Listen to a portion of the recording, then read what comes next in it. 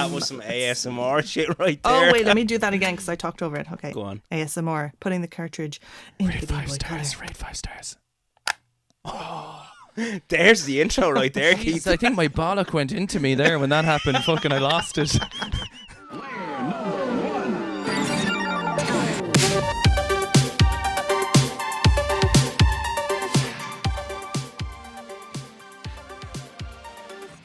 Welcome to Season 3, Episode 5 of Press Any Button to Continue.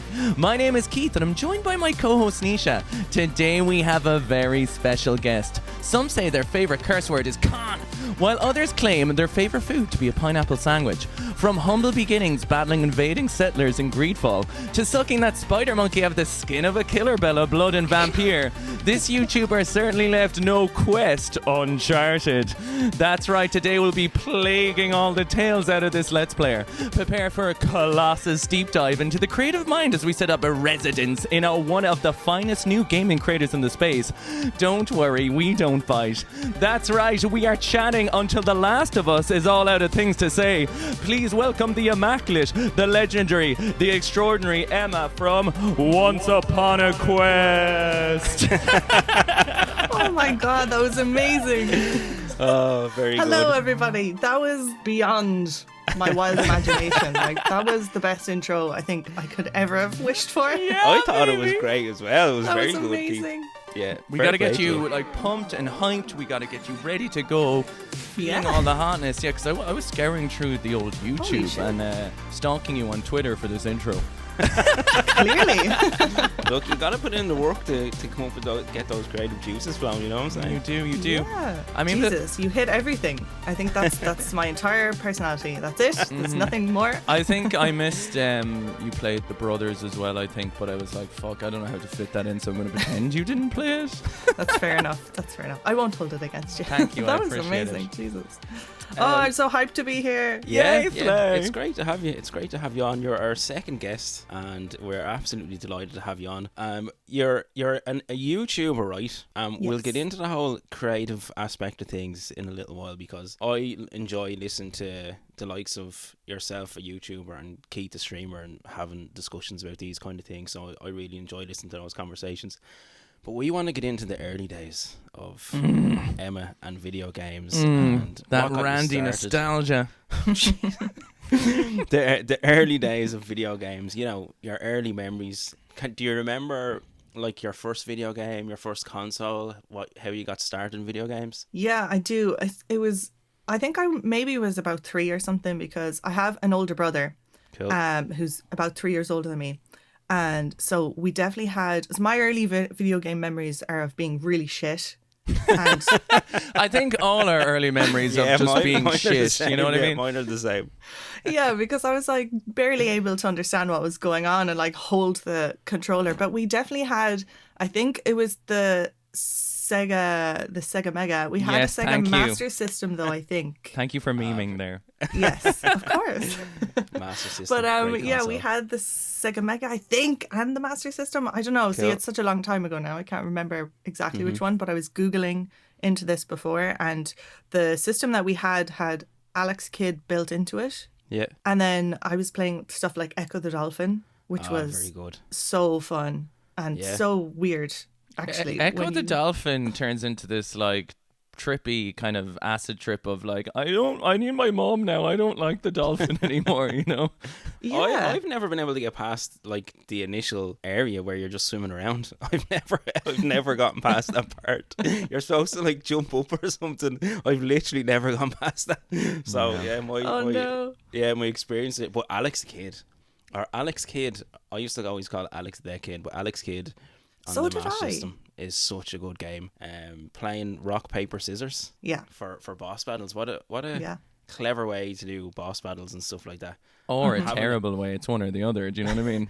Like rock, paper, scissors to decide your fate. Is that what it is? Because I don't know. Yeah, that's so when you get to the end of a level, yeah, that's how you fight the boss. And like one One boss actually has like a hand for his whole head is just a hand, and that's I don't remember that. Isn't it like it's there's a very lot of weird. existential crises going on in these early video games? Do you know what I mean? Like you start off as a dolphin, everything's fine, and then you're getting probed by aliens or something. Do you know what I mean? And it changes. Is there aliens in Echo the Dolphin? Oh, there's something fucked There up in it. is, Yeah. Like, so I obviously didn't play myself, but I would have Right. been watching my dad and my brother play, and somebody definitely got to the aliens phase of yeah? Echo the Dolphin. I mean, when you're young, you don't really think about these things too much, but now looking back, you're going, who pitched that idea and was Yeah. like, so it's an underwater game where you play as a dolphin, and then by the end, it's like alien It's outer Independence Day. space. What's happening? Yeah, I don't know. I great. think it's so interesting though, because I think that's a weird thing about a lot of retro games. Like even looking at the PlayStation 1, they had so many IPs because they didn't have to take the same risks with like millions and billions of dollars and having to have a sequel that works, that it's like it's going to be a dolphin that's having a good time, and then it gets, as I said, probed by aliens. Like a lot of PS1 games as well were really fucking weird. Do you know what I mean? Like there's a lot of unusual IPs that they made with it. So yeah, I think that is interesting with that. Yeah, and the PS2 as well went totally. And the off the wall. advertisements around them. Do you remember like how strange? Do you remember the ads for the PS1 and PS2 era by any chance, Emma? I don't think so. I don't remember ads Disturbing. for those. Disturbing Yeah. as well. Yeah. Trying to be like almost like the way when The Matrix came out and it kind of took the world by storm, and that whole futuristic kind of style was kind of the thing. Like all the PS2, PS1 era kind of adverts. Well, not all of them, but a lot of them are very, very dark and weird like that. So I wanted to ask, did you during the 3-4-year-old era of watching your dad and brother play, did you get to be the pretend player too for stuff? Did they ever just plug in a controller and give it to you and be like, here you go? No, of course not. I played everything myself. Oh, you were a gamer. You were a gamer. I beat Echo the Dolphin when I was 3 years old. No one could take that away from me. That would be a sick fucking accomplishment. Imagine. World's greatest 3-year-old Echo. I could mean that at the point, you might as well just give up on life. Everything else can only go downhill. Yeah. But no, I don't think, honestly, they would have had like the thought to even do that. So I think I was just there happy watching them away. And then, because that continued on through like the later years when I was watching Do you know my what's brother play PlayStation and blowing stuff. my mind? Is What's like, blowing your mind? You watched your brother and your dad play video games, and you had the idea of what it's like to be a viewer of video games, and you create your own Let's Play channel where other people watch you. So your early experiences is being like that viewer into the type of content you wanted to create. Yeah. oh, Yeah. that's deep. That's very. I guess cool. so, yeah, because that's kind of how I started. I was small. There was people who were older and more competent than me at playing video games, and I would watch them. And then I would give it a go myself, but I was never as skilled. But yeah, I Sure. suppose I did kind of start as a viewer. Yeah. And then there was certain games that I was really shit at later on in life, like Metal Gear Solid, that I was terrible at, but I loved watching it. And I watched my brother play the whole thing through, and I was like super invested in it. Yeah. And that was as a viewer. Yeah, so like you kind of understood what the content was like from the other side, because obviously I think when you're making that stuff or you're watching, because I remember as well watching my sister's boyfriend at the time play through Resident Evil on the GameCube because I was too scared to play it. And like that just whole like I was obsessed with watching it. Like I was so happy to be watching and not playing. Yeah. At that age. So like getting to experience a game you knew you couldn't do yourself was great, and I think that's a cool aspect of the content creation we get into later as well. Yeah, and Silent Hill as well was terrifying. I watched my brother play that, and I was like scared for his life. That game, I believe, I've never played it, but I remember vaguely seeing friends play it. But I believe as a horror game, it is considered one of the best. Yeah, well, Silent Hill 2 I played for the first time recently, and then followed by Silent Hill 3 the year afterwards, and they were Right. both fantastic, but I've never played the original. All right. Was it was PS1? Was the That's first the first Silent one, Hill? right? PS1, yeah. I think so. Yeah. So Alex Kidd and Echo the Dolphin, Silent Hill, Metal Gear Solid. What do you think? There's a Metal Gear Solid like remastered version coming out in October or something like that. I think that's. Have gonna you be ever very played it cool. yourself? No, well, that's so the you've thing. only watched no, it? I haven't. Yeah. Oh, cool. So I'd love to get back into it, and I know that they've got like more modern games, and then they're remastering, I think, the first 3 games, or remaking them. So I'm like, maybe I should start there. I don't know. Yeah, I think that's a great way to play them. You're playing them kind of cleaned up and looking a bit nicer, and because it has the first one from my memory, hasn't aged very well on the PS1. It's still a fantastic game, and 2, 3, and 4 are fucking incredible. Incredible. The last one, I started the last one, but they shift the style of the game to a more open world style. Metal Gear Solid 5, was it? Yeah. Yeah. And I just couldn't. I don't know. Something about it just wasn't grabbing me. But the original 4 are fucking incredible. So I'm actually really looking forward to that remastered bundle or whatever it is coming out in October, I think. This is a question I have curious while we're just kind of in between it, Emma. Do you know when you're like, obviously for, you know, you'd be like, what will I play in my free time and what will I keep for the channel? Do you know, like that kind of, because I'm thinking, you know, I was thinking there, you could play Metal Gear Solid for the first time, you know, properly as, you know, that kind of, that whole complete experience of you having watched it as a kid and then, you know, playing it for the first time and letting other people maybe watch it for the first time. Yeah, I like that idea. Yeah, it's like a full circle type jab. But do you have like things where you're like, no, I want to keep this for myself, or I feel like that this game, do you know what I mean? It's kind of like... Yeah, definitely. Yeah. I think that because I've been doing this for maybe a year and a half now, so I think now I'm kind of a bit more like, I know that I definitely wouldn't play this game on the channel, but I definitely would think this would be good. But at the beginning, I just kind of picked a game that I really wanted to play. So that was Greedfall to start off with.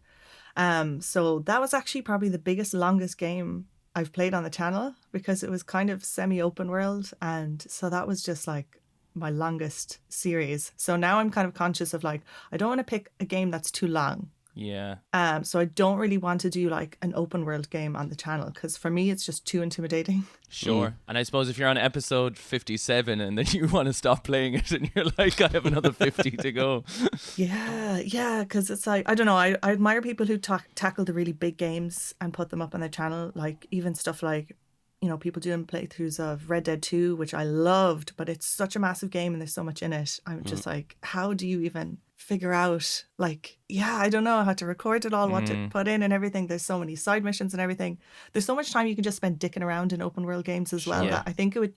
We love a good dicking, you know. We like to gotta have just some dicking around. You do. We're talking spread depraved cav, getting railed on each other's tables, like absolute 2-for-1 in the farmers market dickens, you know. Emma, you knew what you signed up for coming on this podcast. Oh my god. I was here like, God, I hope they don't hold back. Oh, well, I don't hold back with Nisha, let me tell you that, when he's getting he's getting tabled. This is everything I wanted. I tried Red Dead 2 and I remember one of the first, this is very odd, but one of the first things I remember hearing about Red Dead 2 was about how realistic the game was, that when it gets cold your horse's balls shrivel. They do. It's true. It's true. Is that true? I Yeah, swear that's to God. mechanic. I swear Did to not God. know that. Yeah, their testes fuck's sake. retract when they go into the cold lands. Wow. Which arguably is money that maybe could have gone elsewhere. I don't know. You know what I mean? I'm sure there's a couple of charities out there that could have done with that instead of the retracting horse bollocks. But yeah, will we put in another couple of side quests? No. Yeah. Just the horse No, nuts. I gotta get the fucking scrotal sack perfectly. Oh my god. I tried Red Dead 2 as well, but again, similar to Metal Gear 5 and The Witcher 3, all three games that I believe are absolutely incredible, 10 out of 10 games. It was something about the sheer vastness of them that I was just like, oh yeah, because I didn't have, say, like a 5-hour stretch of playing games. I can usually only get like an hour or two, which is why, even though like at the moment I'm playing through Final Fantasy X, which is easily a 100-hour game, but because it's familiar to me and I know it, I feel like it's less daunting than going into the unknown. But I do remember playing Red Dead 1 or Red Dead Redemption, and it's potentially one of the best video games ever. Cool. This is the interesting question, right? Because Red Dead 1 or Red Dead 2, which do you prefer? Or have you played the first one, Emma? Isn't there a Red Dead and a Red Dead Redemption? And there's then Red Dead Revolver. Redemption 2. Oh, is that what it is? Oh yeah, I haven't played that. I haven't either. I've just played the PS2 one, or is it PS2? I'm pretty sure the second game is your favorite, is it? Or I'm going to put you on the spot. I just remember watching a video where you said like, I love the second one, and I'm not sure if I recall you hearing about the first one, but I'm curious to know. Yeah, so I played the first one first and then the second one. So I'm trying to think, when did I play the first one? It was probably in like 2012 2012 when I played Red Dead Okay, Redemption. so it's been a hot minute. And my mind was blown. I was like, this is amazing. Like, absolutely love that game. And then playing Red Dead 2, I think I played it when it came out, so it would have been like 2018, something like that. Yeah. And that just topped it. It was like everything I loved about the first game, but it was like, I don't know, it was even bigger and better and improved on all of the things that you could possibly improve on, and just had the best time. Yeah. And yeah, I think Super that is the immersive. top spot. But I love that Red Dead Redemption. I've actually recently been watching Let's Plays of Red Dead Redemption, the first game, because I love it so much, and it's just so fun to go back and watch people play Yeah. it, especially when the people who are playing it have played the second game first. Yes, and they're Oh, I find experiencing that it so the reverse fascinating. order, yeah, because they're looking at characters like, oh my god, I know the fate of X, Y, and Z, without going into any spoilers. Yeah. But and it's just so interesting, yeah. Having that reverse order of it can be actually in a way more effective. Do you know what I mean? That Because is, oh, I haven't thought about that. That is a good one. I find it interesting, right? I have this thing where, like, I agree with you that I think Red Dead 2 is one of the best built worlds. I think it's one of the most immersive worlds. I think it's one of the most realistic worlds. I went back and played the first one recently, and there was something more video gamey fun about it, in which to say that, like, there's so many animations per second that you're playing in Red Dead 2 that sometimes you almost feel like there's a disconnect between the controller and you, because, you know, if you want to take a step forward in a small shack, you're like, and trying to pick up a certain thing, he has like so much movements and there's so much fluidity to his body that it almost makes it kind of it's not like those old static 360 animations where, you know, you lock on and shoot and he's like bang, you know, it's done so quickly. So I find in terms of a story and an immersion and a world building and almost like in a movie setting, the second game has a very clear edge. But there was something very liberating and fun in going back to the first one, just going bang, bang, bang, bang, bang, bang. Yes. You know what I mean? Fuck you, Yeah. fuck you, fuck you. You know, you're imagining everyone you hate in your life. You're like, get fucking wrecked, you know? Yeah, and it is like that. It's like the first one is so it does have that kind of, it's a little bit more detached from reality, even though there's crazy moments in the second game too. But the first game is just so, you get these mad one-liners. Like John has the best one-liners and quips, and even just the animation of him running as well. Like, you're never going to get that. He's like fucking Sonic the Hedgehog. He's like That's rolling so weird. around at the speed of bang, bang, bang, bang, bang. yeah, Deadly, it's deadly. just, yeah, it is. It's a wild time. It's Anyway, quite sorry fun. we interrupted your chronological history of your video game nostalgia there, which is how the podcast goes. Yes, it's always adheres to the title of whatever the episode is going to be about, and it always stays on track and never goes always. to segues. Never, I know this. I think the most recent was like, we're going to talk about the GameCube, and then the conversation ended. It's like, the schooling system isn't a one-size-fits-all model, and everyone has different aptitudes and degrees for learning. Oh my god, it did actually end up like that. Even just you saying it back to me makes me realise that we started with GameCube and ended with that shit. Oh, You never know what you're going to get, but you know, Yeah. nobody else is talking about the GameCube Yeah. like that, are they? Well, Actually, very on true. that point, I love the intro for that one, because you were making the consoles sound so sexy, and it was making me laugh. Oh my god, So the way you just want to much. put your little chode into the GameCube ports and stuff. Fucking hell. That is good though. And then like the little memory card and the tiny disc and the handle, you just want to rail the thing out of it, you know? I know. Yeah. We've all been there. Okay, Brilliant. quick fire question though. What's the sexiest console? Oh yeah, that's what you asked. That's what started it, I think. Was the sexiest console. Oh my god, that's a hard one. Can I say the Game Boy Color? Can I say that one? Did you have a Game Boy Color when you were a kid? Yes, it was Yeah. the teal colored one, the kind of very greeny nice. colored one. Put it here. Oh, yeah, we will. Yeah. We'll edit it in there. What Actually, what that's video the games? episode art. Can we have You have to licking send us your a photograph. Yeah. What Wait, video I games have did it you play? somewhere. Oh, do you? Yeah. Oh yeah, we gotta see it. Oh, wait a second. I have to get it out of a Do. thing. There's also I'm after peeping a tattoo there. What's the tattoo you have on your arm? Sorry, by the way, if you don't mind me asking. It's from Watership Down. Yeah. What's Watership Down? It's a movie. Watership Down is the best childhood animated yeah, film. animated That's not movie, scary yeah. at all that you will ever see. Okay, No, so it's trauma. It's Nice. really old cartoon, but Trauma tattoos. it's- We know 'em. it's a little traumatizing for some people. But I love it, Yeah. and yeah, so that's my only tattoo that I have, but Yeah. it's a Keith black has a rabbit from tattoo Watership there as Down. well, and I only copped that recently as well. What's your one again? It's a My number, one Pokemon says- number. I don't even know. Is it hashtag 28 or 28? This is Which one is that? Raichu. No. That's a Sandslash. Sandslash. Yeah. So me and my buddy got tattoos because we were the first time we met was in second class, and Aw. he had a Sandshrew and I had a Sandslash. So when we were 30, we Oh, that's got cute. the Pokemon Nambas. Oh, Very that's nice. lovely. Very nice. So you I have like that do you story. have this is your childhood Game Boy? Is that correct? Yeah. Now explain it is- like an ex-lover that you want to be back with. Deadly. That is so cool. It's great to have. Yes. Okay, hang on. Sorry, I'll do no description. Emma's currently licking the big teal Game Boy. Full on deep throat action. Get uppity rubbing the nipples. Oh my god, yes. A, B, A, B, A, B, up, up, down, down. Tiddling my ports. A, B, up, down, up, down, up, down, up, down, up, down. You're like Monica from Friends. You know, when she's going, seven. Oh, what's the game? What's the game inside? What's the game inside? Oh, that was some ASMR shit right there. Oh, wait, let me do that again because I talked over it. Okay. Go on. ASMR, putting the cartridge into the Game Boy Color. Rate 5 stars. There's the intro right there, Keith. I think my bollock went into me there when that happened. Fucking, I lost it. What Okay. game are we working with there, Emma? What game This episode in is the Game turning Boy? into something else. So this is So this is actually a little misleading because I didn't really Alright. play this game all that much. But it's Alright. Super Mario Land 2. Great game. Very, very good game, yeah. But a Yeah. game nonetheless that you didn't really play much, so we might as well, just... What? Tell me I this. mean, What games did you... I definitely played Super Mario, like different games, but I couldn't tell you like which one is which or know which bit is from which thing. And Right, also, I think yeah. I was just really terrible at it. Look at... I was like the same, playing the first few levels over and over and over. Very rarely getting past World 1 or 2 or with regards to when I was a kid, like playing video games. But what Game Boy games? Were you a Pokemon fan? Did you play any Pokemon? What's that? Red, and here we go, yellow. Oh. Can I just say, the second Nisha said, "Are you a Pokemon fan?" I don't know where these came from. I don't know where you were keeping them.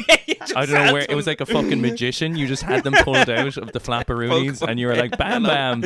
They just came out of my armpits. Okay, well that's a better place, I guess. So you're a Pokemon Red.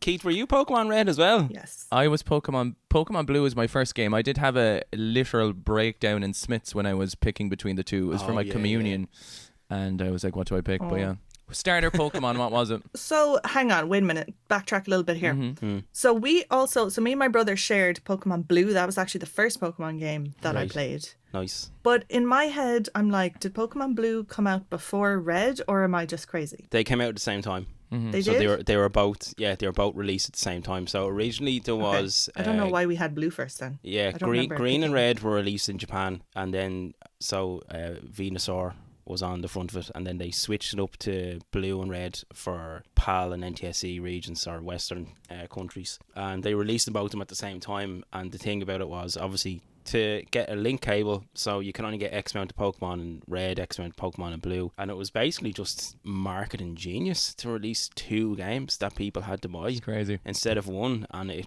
it's Actually what I so think- genius when you think It about is. it from a business standpoint of view. 100% it is, yeah. And I think it's a huge reason why Pokemon took the world by storm, because not only did it bring out two games, but it was almost like the console wars, where it was, people would create discussions. So people were saying, were you a Sega kid or a Nintendo kid?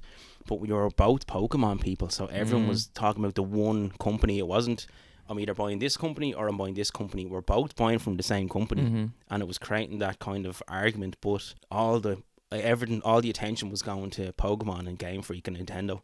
So I think it literally is We marketing genius. also had like that mind-blowing moment where we were talking about that, like, red, blue and green being the primary colours, and then you start off in Pallet Town, which is your art canvas, but then we realised that the original red and green makes yellow. So in Japan you get your red and green games, and then they're the colours that makes yellow going onto it, which I thought was, and then I was starting to think about, there was gold, well then it was just gold, silver and crystal, I guess, so that doesn't make any sense, but Very good games as well. Or I played Crystal, I think.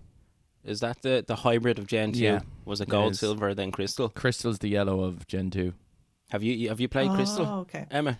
No, I haven't played Crystal, but I've played Gold I had gold. My brother had silver and I had gold, but I think I played, mostly gold anyway, definitely. And I think that was probably ended up being my favorite, actually. Oh, yeah? Because I love Gen 2. I think Gold and Silver are one of the best sequels in video game history. Do you reckon? I think, Yeah. I think in terms, because I have this thing, we're talking about like sequelitis, where I sometimes I don't always think bigger, better, and badder is kind of like always the best way to go. But there was just like the addition of the day-night cycle, finding Pokemon at different times, the breeding, everything else that came with it.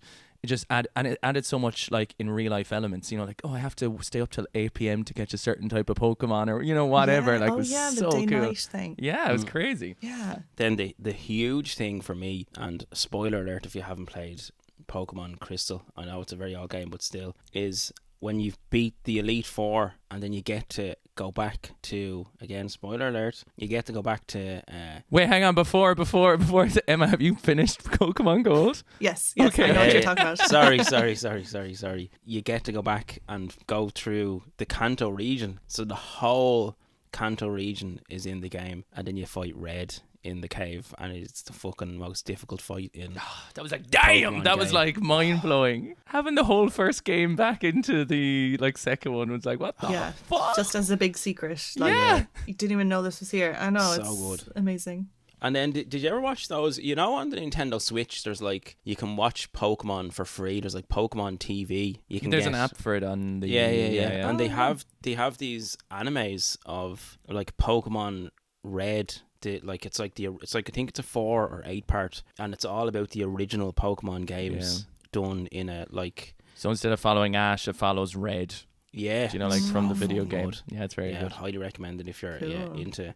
So you've gone. Sorry, you've gone Sega Mega, Sega Master, PS1. PlayStation 1, and then PlayStation 2, but this is where my mind gets a bit hazy because I can't Right. remember what was the PlayStation 2 game versus the PlayStation 1 game, and then Right. I take a big gap where I Okay. didn't play games. Oh yeah. Yeah, for most of my teenage years, I didn't really game much at all. Can I ask why? Yeah, that's a good question because I'm not really sure why exactly, but just I think other hobbies or different interests take over. And then, like, I don't know, the PS2, for example, I feel like was always my brother's console. And then so he was playing all those kind of games. I'm not sure. I couldn't tell you why exactly, but I definitely had a Nintendo Wii at some point as well. So I was playing like Cool. a little bit of You were Mario tipping Kart away, and stuff kind of, like yeah. that. But nothing like I really was not like experiencing all these, this kind of period of about 10 years of gaming until about 2011, 12 when I started getting back into it. Because I feel like we've all had that to a certain extent at different periods of time where we like fell off it. I kind of knew for me, it's like when I was about like 16, 17, 18, I was just hanging around with friends and discovering life for the first time, if that kind of makes sense. It's the same for me. But I think I don't know, it's just like a time thing, but it's always interesting to kind of find out why, because I'm always interested, like, for some people, was it uncool to be playing them, or was it just the friend group you're hanging out with didn't play them, so you kind of didn't talk about it and you lose a bit of interest, or, do you find new loves in life, or is it just a period of time where, you're evolving and developing so much that, things just kind of fall by the wayside a little bit.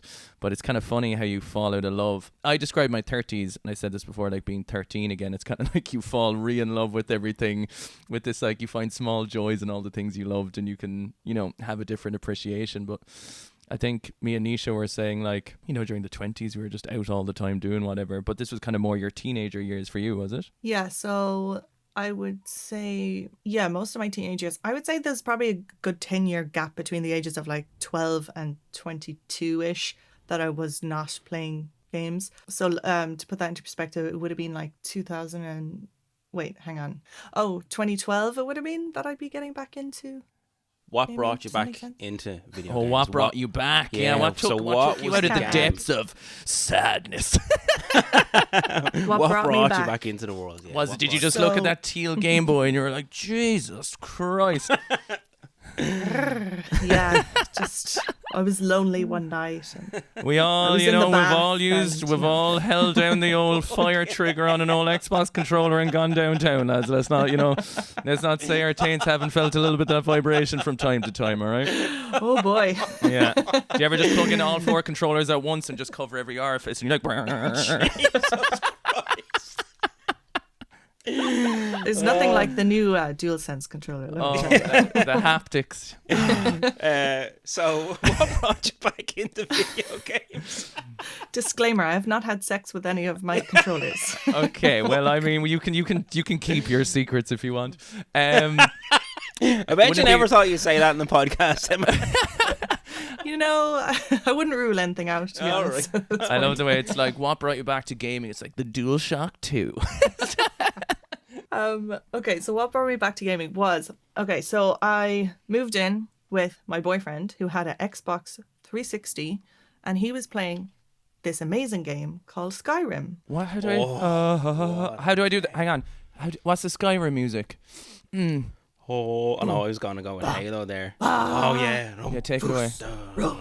I don't know the words. Dovakin. Yeah. Da da da da da da da da da. I think it's gonna. No matter what I do, it's gonna turn into fucking Harry Potter or Jurassic Park. No matter how hard Pirates I of the try. Caribbean, I was going to say. It is very piracy. It's so similar. Yeah, because I remember, so my boyfriend was playing Skyrim, and actually I remember saying that. I was like, is that the Pirates of the Caribbean music? And he was like, no, it's Skyrim music. How dare you? He doesn't talk like that. He's very nice. But yeah, I remember just watching him being like, he was just playing, whatever. He was just, it's an open world game. So he's like just walking around Skyrim. And then he was like, oh, there's a dragon coming. And then this dragon started attacking him. And I was like, why aren't you running? Why aren't you running away from the fucking dragon? What the fuck's wrong with you? And he was like, no, I'm going to kill it with my bow and arrow. I was like, what? And then I watched him do this amazing epic fight against this dragon. And I was like, what the fuck? And then he like soul sucked the dragon's essence into him. This sounds sexy. Like if I was watching her good. boyfriend do this, I'd be with him. You know what I mean? It's like, look at him fight that dragon. He's so brave. He's sucking the essence out of things. So he sucked off the dragon. Fucking So hell. long story short, we're now into. I wasn't expecting you now- to now- be like this. I know, that's the thing. I feel like I'm the guest in this podcast. Thank God, I'm so Listen. sick of the fucking Nisha show. It's about time we took you down a couple of pegs, but There's a reason that this is my favorite podcast. It's because I'm laughing at all the dirtiest, darkest jokes that happen Yeah, the because it's fucked just up so it tickles the right itch for me. But it's all what in can I good. say? It's all in good humor and good jest. Yeah. Yes, because in real life, we're so repressed.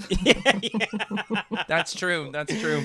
I do remember playing Skyrim as well, and that being able to do the shouts and stuff, and just going on an adventure. But I think that's a very interesting thought as to you're used to like in a game like that, you'd be like, "Fuck, I better run from this." But no, it's I'm gonna turn and fight this fucking dragon with a bow and arrow and a sword, and it's epic and fucking great. So what a game to bring you back into it, it's like crazy. Yeah. And also just the idea that he was then like, standing on top of a mountain, looking at somewhere really far away and being like, I'm going to go there now. And I was like, what do you mean? What do you mean? Because I had never played Like an open world game. Yeah. Like, think about that 10-year gap of games. Maybe I was Actually, playing yeah. in 2002 or something. I don't know. Like, apart from, Mario Kart and stuff like that. Yeah. But That's like, crazy. that is a huge gap. That's like you just Yeah. went in a time machine and just went 10 years into the future and you got to see a video game. You know what I mean? hell. Yeah. So I was like, what do you mean you're just going to walk over to that other mountain? You can't do Yeah. that. Yeah.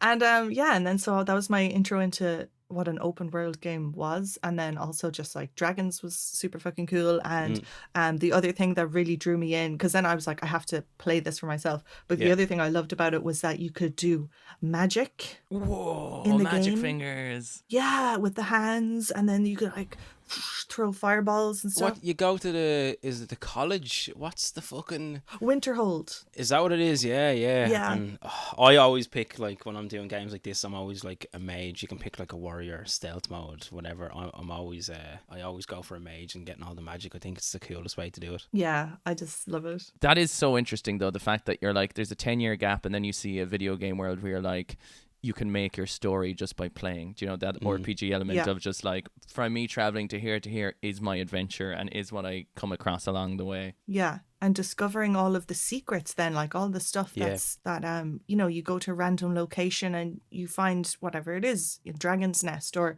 a giant and a mammoth, and then you're trapped in a windmill for an hour until they leave eventually.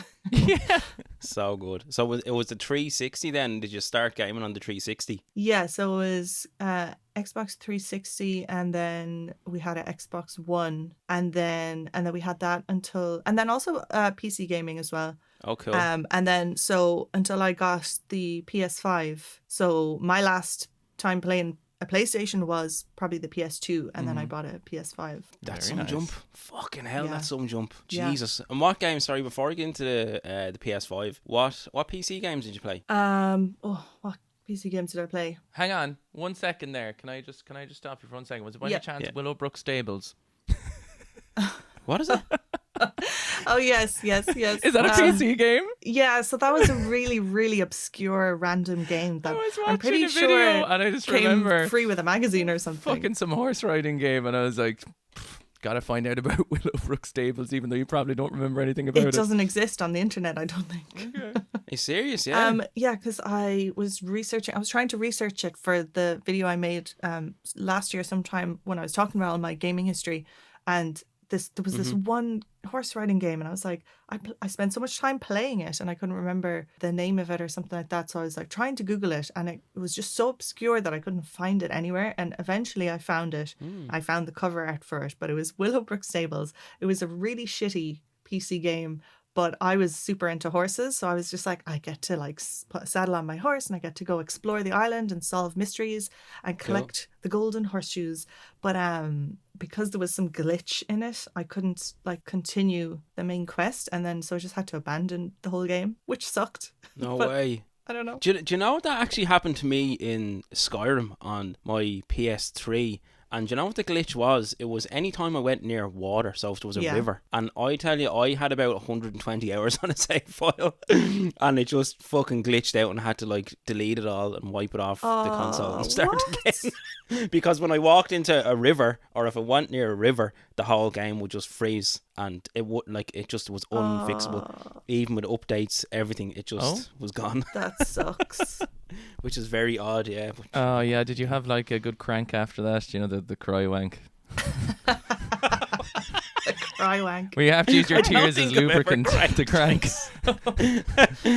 I just remember, I think I got to a point where I think I'd finished the game, and I was kind of like, I'm ready to let this go now. You know what I mean? But It was there's like, only maybe one this way is to let the- things this go. Is the universe's By a crank. This is the universe's way of saying stop playing this game too much, because I fucking was just playing it night and day, and because it was fucking just such an immersive Yeah. game. Oh, that's a tough one though, to have to abandon it after that many hours. Yeah, and literally, I think there was around, I can't remember if there was a time stamp on it. I think there must have been, because I have like 120 hours in my head. So I guess that was maybe the last really open world expansive game that you felt you had the time to tackle, was it? Yeah. Do you know the way you kind of talk about Witcher and Red Dead and stuff, and being like yeah. they're so long and expansive that you feel you don't have the time to immerse? Yeah, it definitely would have been one of the most modern ones. The funny thing is, I can play like retro games that are like JRPGs that might be 60, 70 hours, and for some reason I don't find them as daunting as a modern games, which is The Witcher 3. I think though that's because Red your Dead brain 2. isn't overwhelmed by them. I don't think it's a time thing. I think it's an expanse thing of overwhelmation. So if you're looking at Secret of Mana or Chrono Trigger, you're seeing a 2D space. You know you have to go this way, you know you have to go that way. But if you're looking at Red Dead 2 and there's like 60 side quests, 70 horses, like bears, random shit to collect, like you get stuck just drinking in a pub and not make any progress, you know? So I think it's probably more, rather than time, it's probably overwhelming. There's too many things to do rather than it's too long, maybe. Yeah. So you can take it bit by bit and you feel like you've accomplished what you need to. Yeah, I agree with that. I think you're right there. So PC games was the horse riding game, equestrian game. What about was this? So did you play PC games? Can we Did you wait, play what are you PC laughing games? at? I'm laughing because I'm like, that wasn't like my main PC game. It's like random really shitty that's game. what I'm No, trying no. to. That's what I'm trying to get into. No, that's what I'm trying to get into, because I played a lot of PC games as a kid as well, and I'm trying to discover were there other PC games that you enjoy playing. We need art for the episode that's everything you're not into. Like we'll take like the game you talked about the least from each section and just have it as like a backdrop. Like we need Super Mario Super Mario Bros. 2 and 2. Willowbrook Stables in the background, and just like and just Call it Emma's just favorite like a teal games. Game Boy. Oh my god, it's gonna be so misleading. But yeah, I'm just trying to figure out, Yeah. like, were you playing PC games as a kid, or was it when you got back into games around the 360 area that you started? Yeah. So PC games, I was really into Age of Empires. I think cool. the second one was the one I played the most. But I can't remember. I've tried to figure it out by looking up the intros to them online, but I was like, I don't know, I can't remember. I feel like I've played 1 and 2, but anyway, Age of Empires 2, I played loads of hours of that. Loved it. Played The Cool. Sims. The Sims. Hundreds game. and hundreds of hours probably in The Sims. Yeah. I'm talking Did you The Sims, torture your the original Sims? Sims? Yeah, of course. Yeah, did I- you make them go I naked to saw- work, leave the oven on? I saw recently. Box wait, them in. I have some dark stories about The Sims. Tell me. But I saw yeah, recently hit us. that they updated the new game or whatever that you can't remove the ladder. Oh no, if you remove the ladder in the swimming pool, they just climb out now. That's bullshit. Oh, right, know. yeah. Fucking hell, Well, that's you know what? Have you ever seen a child play with fucking rabbits or anything? And they're like, they start off like, I love you, and then they're going to fucking kill you. You need dark play. Like, I'm saying that's dark, but you play fucking GTA and you're just fucking mowing people down with a fucking Yeah. machine gun, so it's not really Yeah. that dark, is it? But the original Sims is so good on Yeah. PC. What a fucking game. I have one really dark story about The Sims. So okay, letting people drown in the swimming pool I think is like kind of standard. Yeah, it's cathartic, you know what I mean? Everyone does you that. you project onto whoever's in the swimming pool, you take their ladder away and watch them suffer. It's the whole thing. Yeah. But I got it into my head that I wanted to have a household that was just children. Sort of fucking Lord of the Flies. Can I just ask how many of them Yes. disappeared due to drowning? I don't think you can kill children in The Sims. Oh, well, I that's- don't think I tried. That's good to know. It's not that dark. Okay, Okay. it's not that dark. Oh, thank God. Okay, but it is still kind of dark because so in order to have a household of just children, I had to get rid of the grown-ups. Oh. Yeah. So basically, I had like, a family of Sims. I had a certain amount of children, and then I obviously had to How have, many like, children was the adults. magic number of children that you wanted? I don't know. I can't remember. But there must have been, I guess, 2 adults that I had to get rid of, right? Because they had to make the kids, or maybe Yeah, I yeah. had the kids already. I don't know. But for some reason, you can't start a household in The Sims just as kids. You have to have a grown-up. Right. So I was meditating and plotting out what I was going to do because I was like, the kids can't like fend for themselves.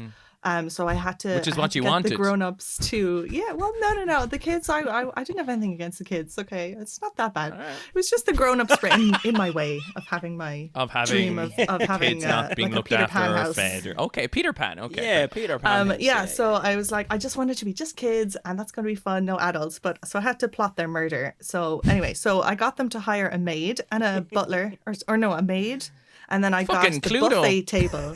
Do you know the buffet table that you can buy? Right. I mean, I don't, but Yeah, I can imagine it. Okay, so there's a buffet table that you can buy, and then if you hire a maid, they will refill the buffet table every day that they come. So I was like, so now my kids will have food, and they'll have a maid doing all the cleaning and all the stuff that they can't do.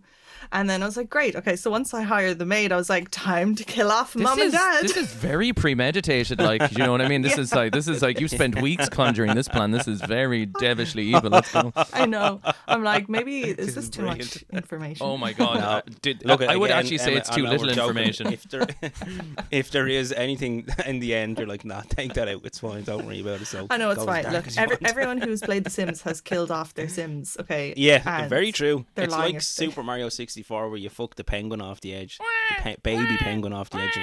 Yeah. Everyone's done it, so it's all good. Yeah, there's a dark streak in all of us. Say good. Well, also the really interesting thing in learning, we did a lot of when I was studying for therapy and stuff like that. We did a lot about learning about like all part of play is like dark play, and whatever goes on in whatever you conjure up in your brain, there's nothing wrong with it. It's all about your actions. And obviously, you did kill the parents and you made a maid come in, but I feel like at the end of the day, you were experimenting in a virtual world, so you just if anything, really, it gets it out of your system. You know what I mean? Yeah.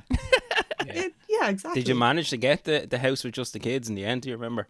Oh yeah. So I had it worked out. I can't really remember much past that. Like it's so long ago. I mean, I was probably like 10, but Or 20, yeah, I definitely I don't know. I killed off the parents. I can't remember how I did it, but I think one of them was probably a swimming pool incident or something, and maybe the other one I think I just might have sound fire. I can't remember. One of the- Oh, Burn, brilliant. baby, burn. This is the best. Can This that be is your the next Let's fucking Play on best. YouTube? Can we just get a recreation of like... Now in the next episode of Once Upon a Quest, you thought you had a house of children and adults, Lord of the Flies, Peter Pan. How will we kill all the adults, burn them, drown them, stick them in a stew? Let the maid come by, feed the children are dead, everything's dead, the house is gone, there's everything, there's a fire. Woo, woo. Hi, it's me, the policeman of the FBI. What's happening here today? Can we get it on in here? A 3-part documentary series on how Once Upon a Quest became the biggest murderer in Sim City. Me and Keith are going on a Netflix That'd be a documentary. class soon. documentary. So what That's was great. the first red flag?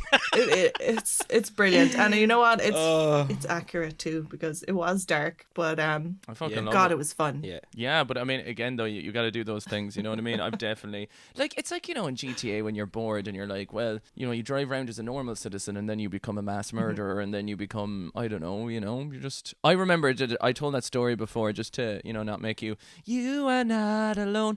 I got GTA Vice City when I was a kid, and I was down in West Cork with my parents. We were just I don't know, we were in a caravan or something. I can't remember what we were doing, but I brought my TV and my GTA Vice City, and my parents invited friends over, and they're having dinner, and I was just playing on the little CRT next to them. I just was like so bored that I was just kept hammering a person on the floor. It's just over and over again. And my dad was like, and the people they were hosting for the dinner or whatever started laughing at it, and they were like, obviously they thought their child looked absolutely psychotic. So he proceeded to take the game away from me. Oh, And no. I lost Vice City for a little while, you know. Oh no! How old were you? Do you remember how old were you? 26.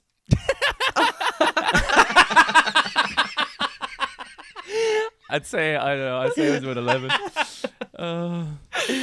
Brilliant. Oh, love it. Right. Yeah, that's the thing. When I think back to the early GTA's, like I must have been so young because when the first GTA came out, I think it was 1995. So like I must have been playing that when I was like definitely below 10. That is Yeah. messed up. I when you mean, think yeah. about it. I mean, there is definitely, you know, stuff. When you look back at Vice City, though, there's nothing but funniness about it. Like, it's one of my favorite games of all time, and I've replayed it many times on stream and stuff. And you know, obviously, realism goes a long way to making something, but like, it was so fucking satirical that, honest to God, Vice City nearly looks like a Simpsons episode now. Do you know what I mean? Like, it's Yeah, that's actually it's a good so show. like where obviously as the games get newer, more realistic, it does take a more sinister tone, you know. But that game is so crazy. But obviously, you know, there's certain things that should be viewed by certain eyes. But also, I don't think either that like what is it? There's a direct correlation that violence in video games does not promote any violence in real life. Do you know what I mean? So I think you're fine, but I also think you should see certain things at certain times. But it's all about your perspective of it. Like your Oh, like definitely as a kid, like I was literally just like I remember it perfectly.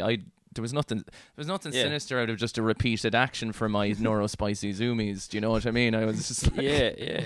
You're just having the crack playing the fucking game the way it's meant to be. I don't know if having fun. specifically just hammering a person on the floor is how it was meant to be.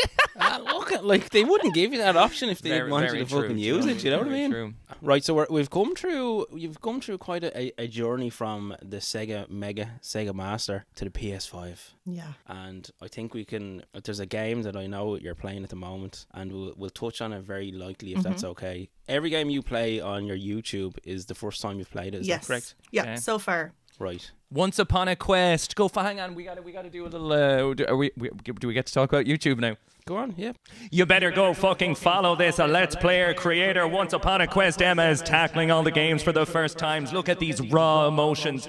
Join on a journey of creamy, dreamy, sultry, good teal shagging Game Boy times from The Last of Us to Uncharted to the Greedfall to the... Is it Vampire?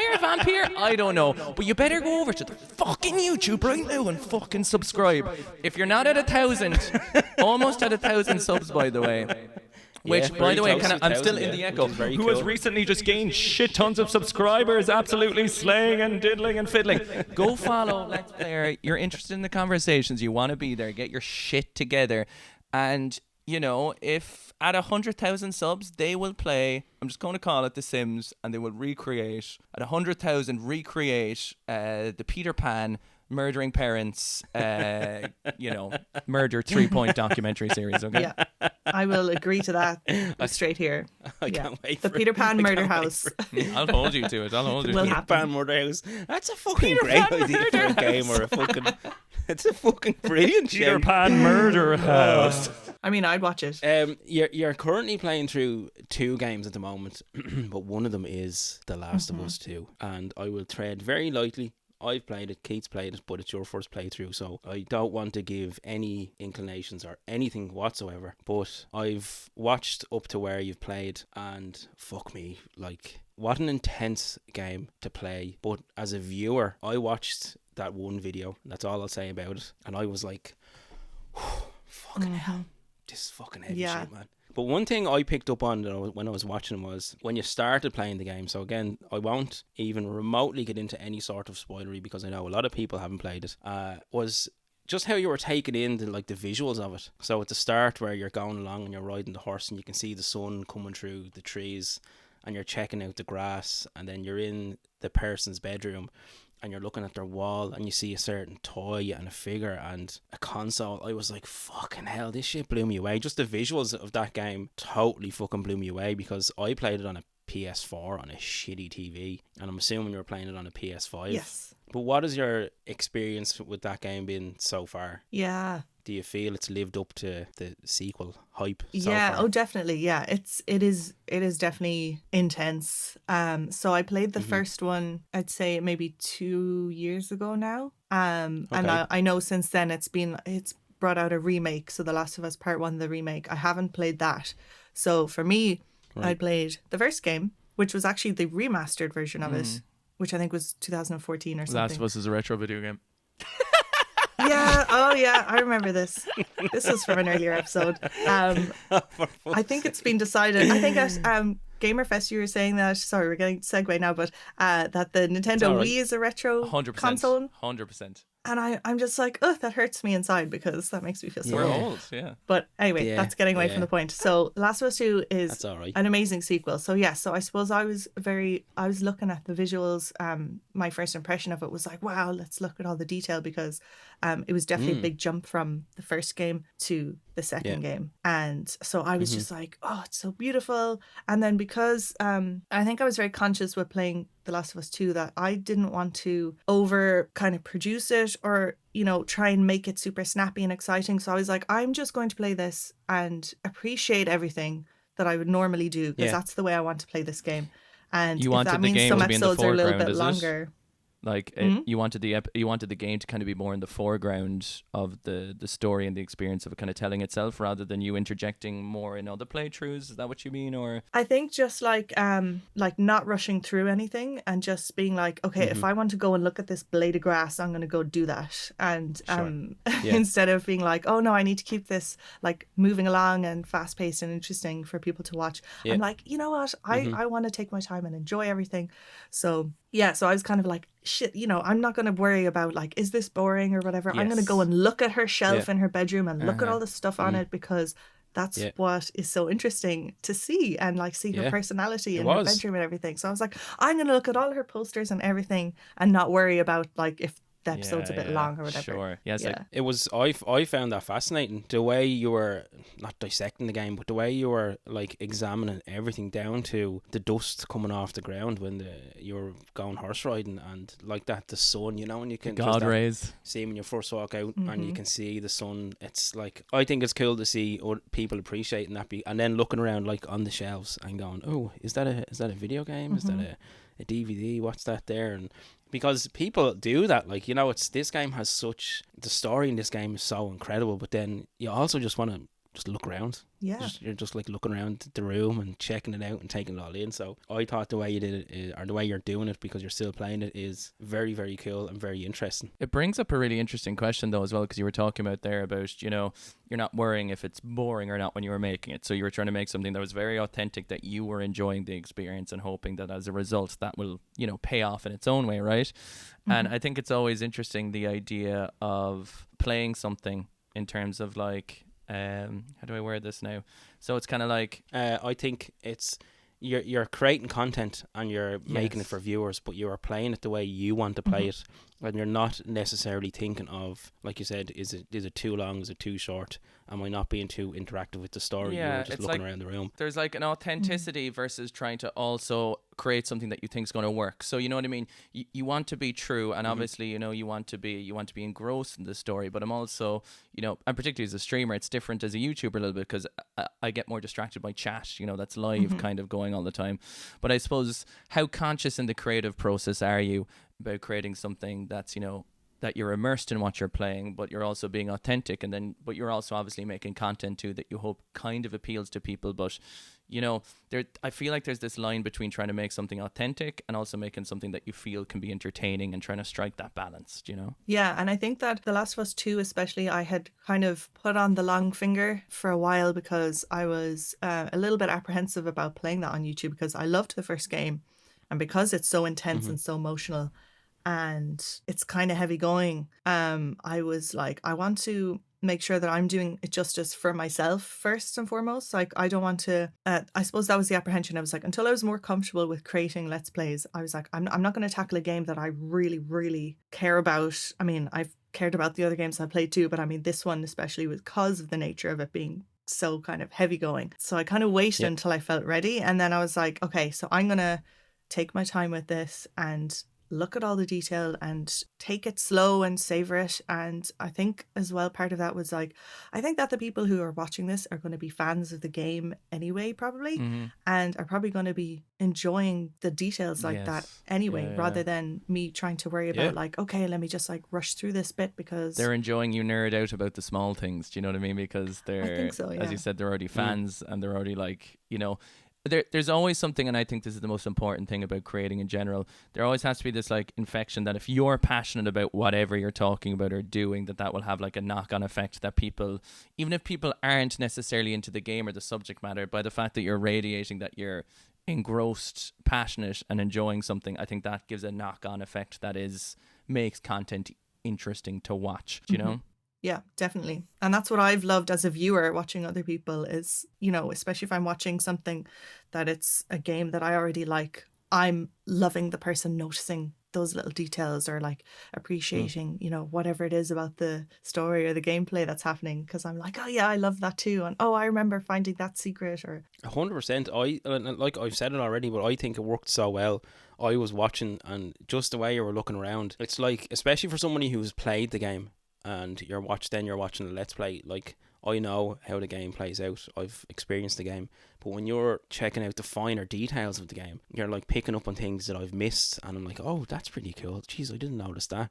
So I think it works really well, and it's kind of mine and Keith's approach to the podcast is, you're playing that game for yourself first and foremost, and then obviously your viewers are going along with you. Like, we create this podcast we'll do episodes that we want to enjoy, as opposed to episodes that we think listeners will want to enjoy. We'll pick its subject matter and create it for us, as opposed to creating it for someone else. And I think the way you're doing it is working from my point of view. I've watched the videos and it worked really well, especially with The Last of Us 2, because it's a game that I have played and I know it. But then I'm watching you play it, and you're picking up on things that I never noticed before, and I was like, holy shit, it's like playing it again and fucking under a microscope. Cool. So it That's is good. working really I'm well. glad. But it also recreates that feeling of when you were 3 watching your brothers play something. There's almost like this sense of company and camaraderie that, you know, like if you're at home doing nothing, you have this kind of feeling that like you're close to someone in the sense that, you know, you're watching someone do something, you're hearing their voice, you're kind of a part of it, you're experiencing something together and you're watching it. So I think it's great from that point of view as well. I was curious as well, like, you know, there is some, like, you know, story heavy parts of games, and at different times you experience different emotions and vulnerabilities. And I was curious to know, was there like kind of a learning curve to allowing yourself to, you know, being authentic and emotional on camera, or was it something that you found that just was comfortable to you from day one? Because, you know, it can be hard to put that stuff out there sometimes. Do you know what I mean? Yeah, definitely. Oh yeah, it definitely was. It definitely took me a while to get comfortable from where I started to now. So I think, yeah, playing the first couple of games, I wasn't, they weren't that emotional, I guess, really for me, but I still loved playing them. But I'm trying to think, was the first time I cried on YouTube, I think, was maybe playing Brothers, that little short game.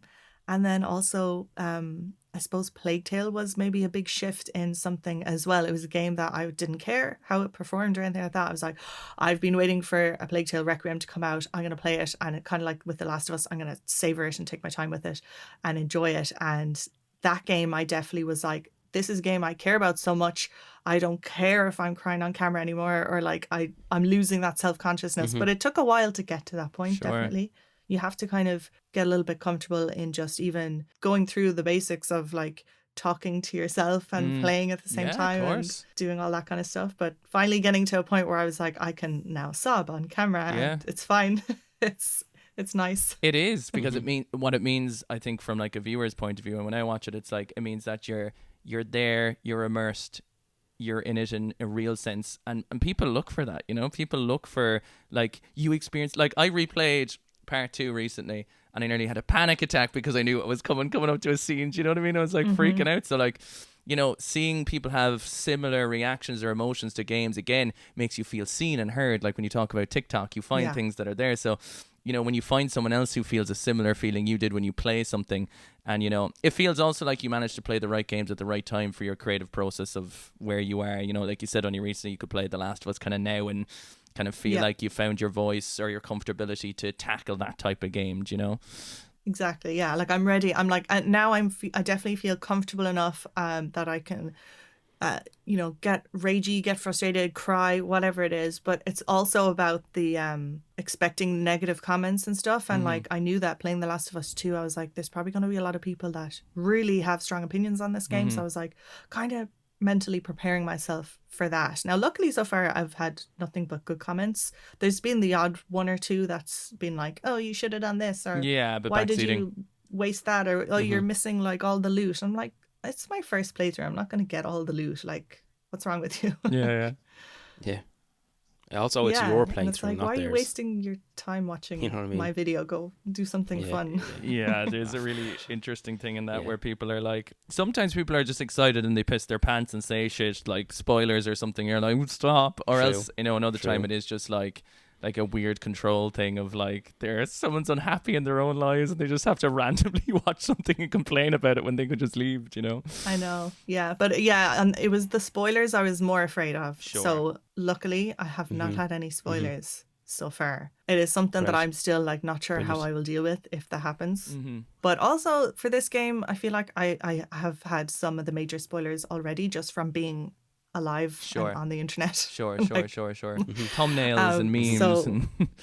But anyway, so it's definitely took me a while to kind of feel ready to tackle it. But it's because I care about it so much. I want to enjoy it and I don't want spoilers. Like, whereas maybe, you know, another game, you wouldn't care too much if you got spoilers or that kind of thing. But if it's a game you really care about and it's a story heavy game, then spoilers can ruin everything. And that's a kind of a risk you're taking. That game had such a toxic release anyway, because there's just so many, like, because of the fact that game was spoiled ahead of release. Now it wasn't for me, so I just got to experience it as I went, and I was able to absorb it the way it was supposed to be taken. But like, there's just so many. There was I don't know if you ever watch girlfriend reviews or if you've heard of them on YouTube, Emma. No. They do this. They just do great reviews that spawned from the fact that her boyfriend used to play games and she used to watch it, and he was playing Breath of the Wild, and she used to be driven demented because she kept hearing the start sound like doodaloo, doodaloo, doodaloo, doodaloo, checking the map all the time, and she was going crazy. So she started commenting on him playing the game, and it turned into a whole channel. It's really, really, really good. Fantastic reviews. But they did. They did a review of The Last of Us Part 2, but they also did a very separate video, which they never did before, called Understanding the Story. And obviously you won't want to watch it till you're done. But they explain that, you know, you can beat some games by changing the difficulty, but you can't understand some stories by changing your emotional understanding of stuff. So if you're lacking in self-awareness of your own feelings or your own anger about things or whatever it is, it's like, you know, art imitates life. Do you know what happens in the game? You know, through Ellie, and then we feel different things and different emotions that happen in the game. And some people can see that as great art, that, oh my God, I'm actually feeling what the main protagonist is feeling. That's crazy. And then other people are like, I can't handle this. This is bullshit. I hate the person who made this. Yeah. Do you know what I mean? It's crazy. And that's kind of understandable to a point. I mean, don't go like spreading your toxicity everywhere else. But it's like, I understand that it could make someone feel that way and not want to continue on. Sure, Like, sure, totally. Yeah. You're like, or it could be too triggering, or it could be whatever. But there's a lot of like mishandled things where people got, people who built it and worked on it got death threats, the whole lot. It turned into a whole oh yeah, that's crazy thing. Like, yeah, just ridiculous. that's kind of the point I'm alluding to a little bit. Yeah. What else? I have a question for you. Sorry, No, go for Keith. So the first ever full long form Let's Play that I watched was yours of Until Dawn, Oh right. which I've never. Have you Oh, played through cool. that, Keith? Have you? I have, yeah. Ah, deadly! Like the fact that you go into, and again, I don't think it's a spoiler. It's not a spoiler. It's not a spoiler at all. It's how when you're talking to the psychiatrist or the doctor, and they're asking you about your fears, what scares you, and then they will adopt that into, like, that is so fucking clever right there as a horror game. It's very good. So fucking good. That game in like the whole playthrough was very good. Again, like I'm a devil for YouTube. I love YouTube, but I've never sat down and watched every episode of like is it called the long form Let's Play? Is that what you? Thanks so much that you watched my playthrough. It was That's so brilliant. cool. It was brilliant. Really, really enjoyed it. Yay. And the game itself was very cool. I liked how it went a route that I was not expecting whatsoever. Which was Me neither. really, really cool. Really, really cool. But is it called long form Let's Play? What, like, the style of videos that you're creating on YouTube? I have it in my head as a long form Let's Play, or is it just Let's Play videos, or what? How would you describe it? Well, I my understanding is that Let's Play videos are usually going to be long form. Right. Okay. Maybe. Yeah. But maybe that's wrong. So yeah, I guess I'm doing long form. I suppose because you could have Let's Plays that are really edited and really short and stuff as well. Right. Yeah. Yeah. But I don't know. For me, Let's Play is like you're going to sit down and watch someone play through kind of almost in real time. Yeah. With a little bit of editing. Right. Through a game. So yeah, my episodes are probably usually around about an hour. But that's just kind of what I understand from Let's Plays. But somebody else might have a different opinion about. Yeah, that, no, about look, the length. that's it. Again, I just wanted to ask because that's what I have it in my head. But yeah, it makes sense to just call it in Let's Play. And what drove you down the route of going for that as a creative process, as opposed to, there's so many things a person can do, be it streaming, YouTube, and podcasts, and music, whatever it is. What was it that brought you to, I'm going to create a YouTube channel and play video games? Like, was there, or create to begin with and then create YouTube? Like what made you want to make videos? Because usually it's like there's a feeling like I have to do this. Yeah, I think I've always been creative in some way or another, and then I suppose, like, over the last 10 years getting back into video games and things like that, I'd play a lot of single player games, I'd play a lot of role-playing games. I always got into the story of games, and then with open world games and stuff, as well, it was just those kind of epic moments of discovering something completely out of left field, like whether it was Fallout or Horizon Zero Dawn or something like that, whatever I was playing, Red Dead Redemption again, like, it's just like sometimes you have these epic moments and you're like, yeah. oh, Has no one seen this? nobody saw this. Look at me, Or daddy. yeah, like, God, that was fucking cool. Yeah. Or like, Jesus, that was amazing. And so a little bit of that kind of going into like, oh, wouldn't it be fun to share this? And then I suppose I was, watching what was already happening on YouTube, which was like lots of different let's play channels. And I would kind of go there after finishing a game that I really liked, and I'd look up reactions of it to see what other people were doing. Were you inspired by anyone in particular in the Let's Play scene, or was it kind of more your own, you wanted to kind of go in a blank canvas? Yeah, no, I definitely was inspired because I think I probably had a bit of a different impression of what you would need to be like to do a Let's Play channel. And so I was watching like Mars, a lot of Mars's channel, a lot of lightweight gaming at the time. And I was thinking like, God, I love how they seem very authentic and kind of, they get into the emotions of things, and they look at details, and they talk about the story, and they have a good time, but they're not like super hyped, high energy. And I kind of had the impression that like, oh, you have to be super entertaining to like start your own YouTube channel and do things like Let's Plays. And I'm just a little bit more mellow, like I'm a little bit more casual Sure. and like laid back. And so it was kind of really nice and refreshing to see these other channels that kind of took a different approach And was succeeded, like, I oh, suppose, I too, can- right? Yeah, I was like, I like this. This is kind of a nice kind of balance of like, you know, still being like kind of relaxed and still entertaining. And I was like, okay, I can kind of see myself maybe doing that.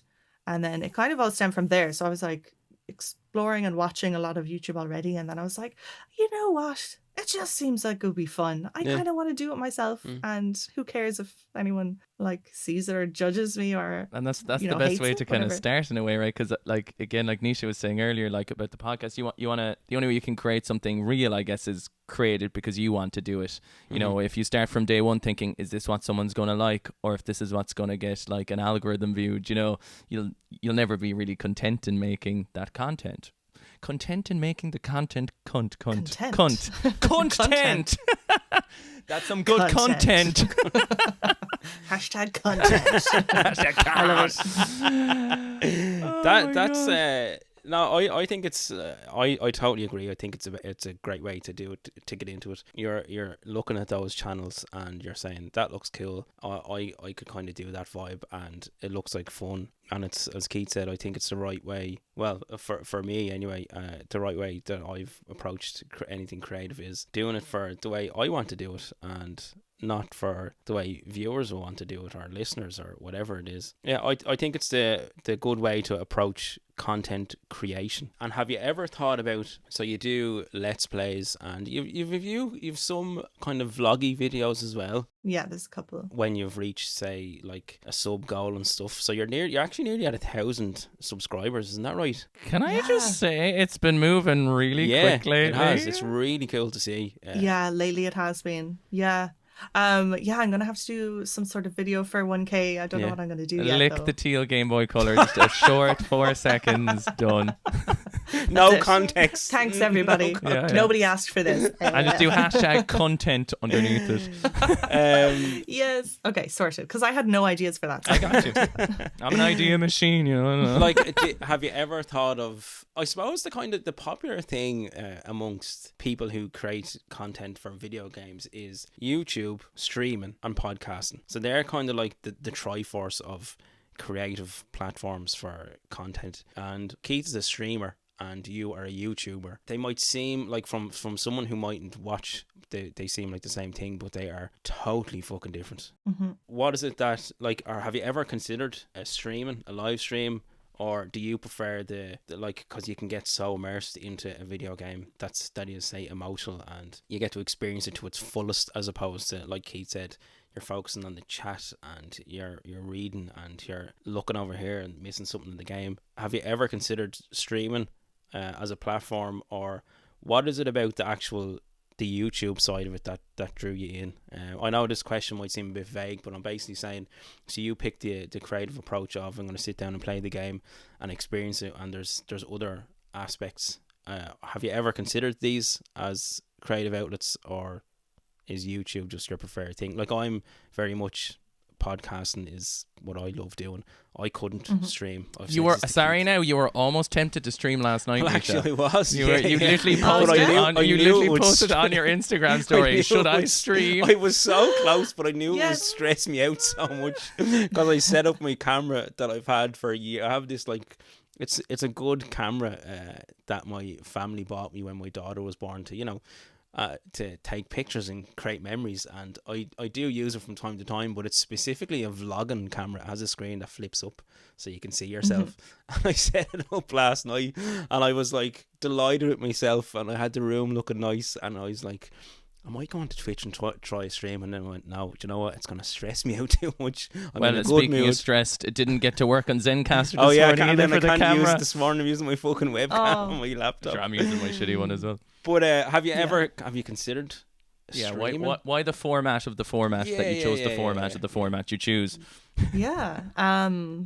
Well, for format, I was going to try and make that into the beginning of my sentence, but I couldn't make it. You were going to do what? Formatter. I was going to try and make something like that. Never mind. Okay, cut that bit out. Yeah, that's all right. It's So staying keep in in. everything I said about murdering everyone in The Sims, but cut out that awkward joke that didn't go anywhere. So yeah, so YouTube. So I have considered streaming, and I will consider streaming in the future at some point. But I suppose for the moment, I think about streaming for me. I would definitely struggle with my attention. That is one thing that I would have to play a game that is a bit more, what would you call it?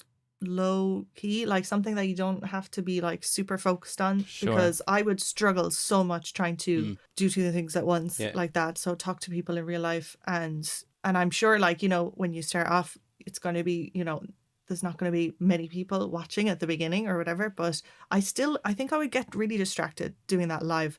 But I definitely would love to give it a go, so I would pick something a bit more low key, some game that I wouldn't, you know, care too much if I'm like, you know, doing well at, or something that's better for streaming, or I don't know, I'd have to think about that. And then the other thing about streaming, I suppose, is that I feel like you have to kind of be a bit more regular with your schedule. Yeah. If you're going to start streaming, which at the moment, I kind of just film willy-nilly wherever I kind of feel like it. Right.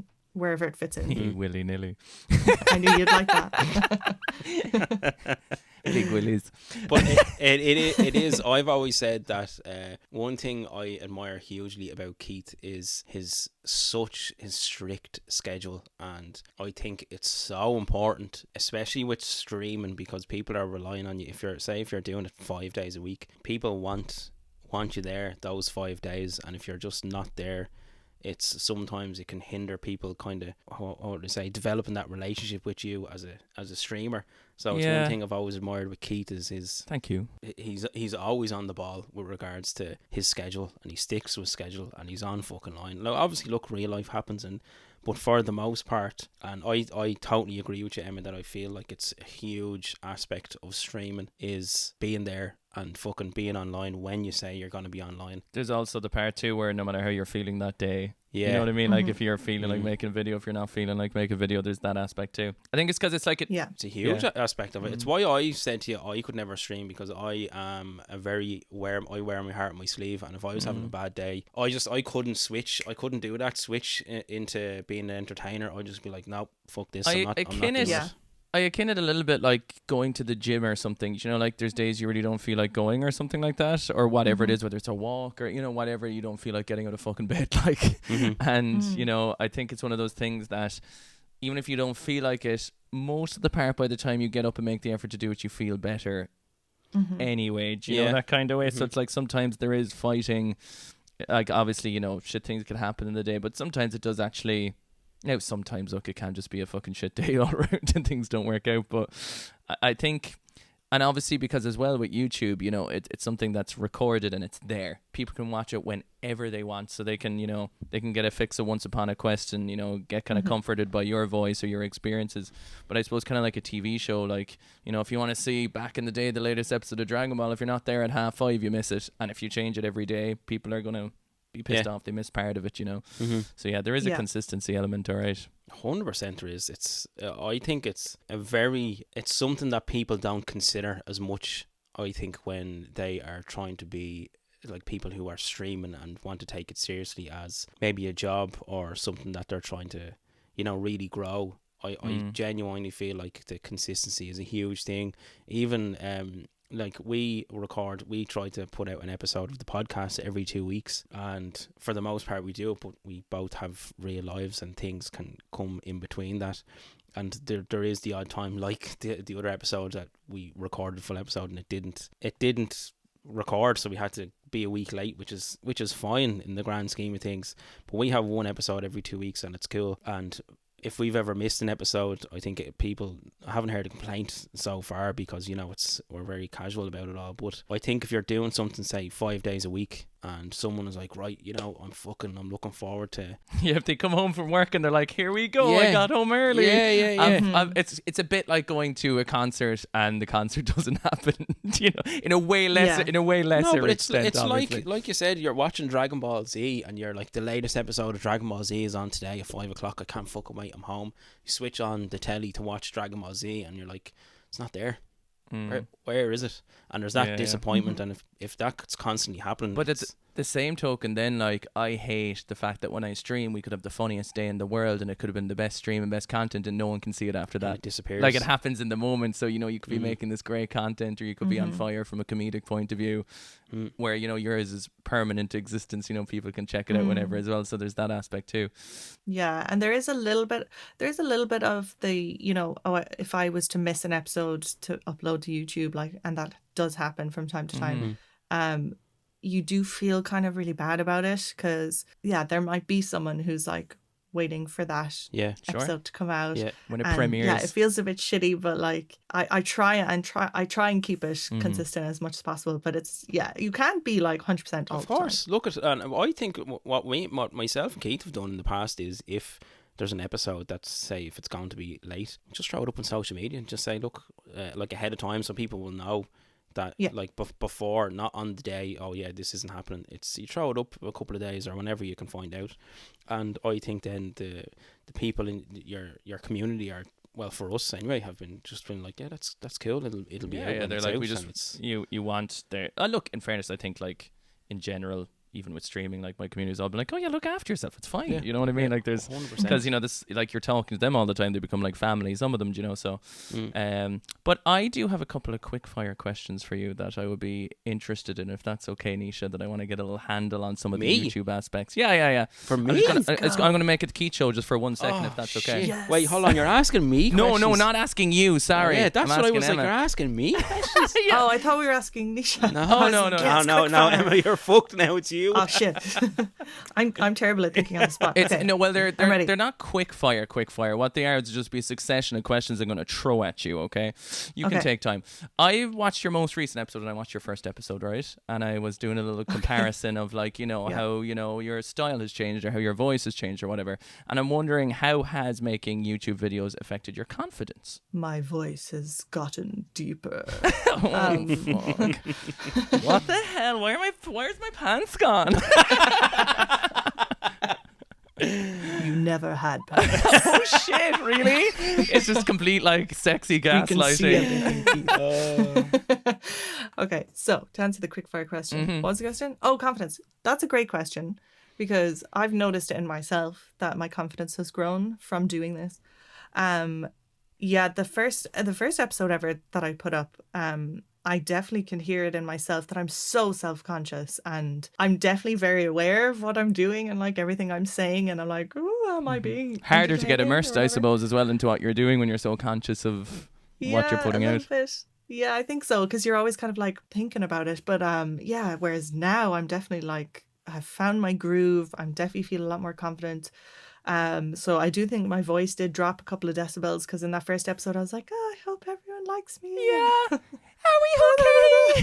Can I use your bathroom, please? Is that a conscious thing? Are you doing that to create a bit more of ambience, or is there a reason why you would have changed, or is it just you're getting more I think the mellow high with pitch. regards I think to the high it's- pitch was the.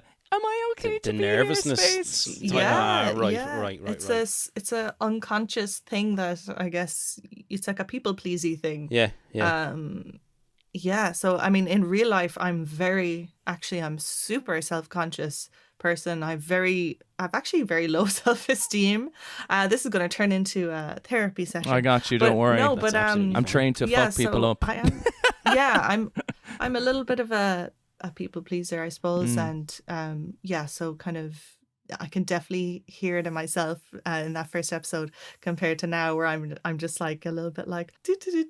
But so it's great to kind of feel a lot more confident, and then also just like getting used to recording myself and putting myself up on the internet, and now I'm like, okay, I have like 170 something videos on my Deadly. YouTube channel. It was super impressive. That's crazy. Yeah. That's so cool. Some Thank you. portfolio. It's also mad. We're only on episode 25. Like. Yeah.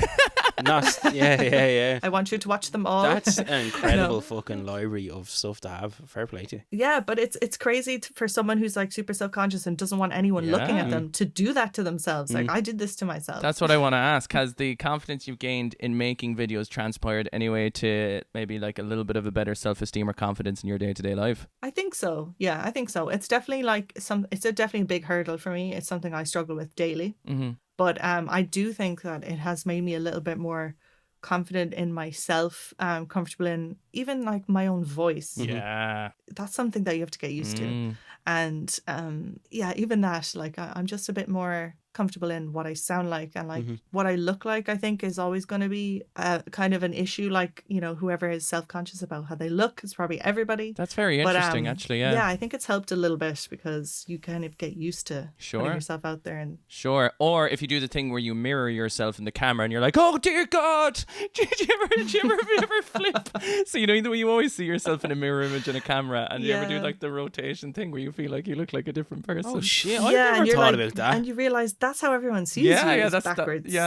We always see ourselves in the wrong way around, if you get me. I'm looking at myself now. What the fuck? Nisha, same question to you. How has the podcast increased or decreased your confidence as I have berated you over the last 7 months? I, again, like you said, your voice, I'm very... I always thought I feel like I have a very shrill voice, but I am totally comfortable with talking now. Like, compared to the first episode, even if it's a video thing or whatever, it has hugely helped, because I'm the same. I'd be very I can suffer from very low self-esteem and, you know, not feel good about myself, be it my looks or whatever it is. So I'd be in a similar state, but I feel like it has definitely helped my confidence, because when I'm creating, it's something like I fucking love making this podcast. As a creative outlet, it's been the most satisfying thing I've done. I think it's very funny that I was talking to a friend of mine about The Offspring, are one of my favourite bands, and they literally have a song called Self-Esteem, and I listened to them like for about 15 years, and it wasn't until about 2 or 3 years ago that I actually realised that the song is called Self-Esteem. This was what I was missing as a fucking kid throughout the majority of my life. Moment where you realise the meaning of something, and you like wake up to it even more. Yeah, but it totally has changed. But then I feel like I'm very good at pretending that I'm totally fucking cool with what's going on. And again, from being in a band, say, I gigged for years and years and played hundreds and hundreds of gigs, and you have great gigs, you have shit gigs, you know what I mean? You can have terrible gigs, and sometimes you only feel as good as the last thing you do. I think particularly in content creation, if you feel like you've had a bad video or a bad podcast or a bad stream, you kind of feel like that was your last taste in your mouth of what you've done, you know? Yeah. But I've become very comfortable. I genuinely think, sorry, to answer the question, because I'm veering off the subject, is it has definitely improved my self-confidence and my self-esteem with regards to most aspects of where I was feeling low about certain things, because I feel like when you create something and you're genuinely confident with, like, I genuinely think we're creating something that's good and fun and I enjoy it, and that builds my self-esteem. Do you know what I mean? Yeah, for sure. And I know with me and Keith, you, like, we might come across as very confident people, even say, for instance, we were doing like the live stream and all, or the live podcast we did, where we got to meet Emma for the first time.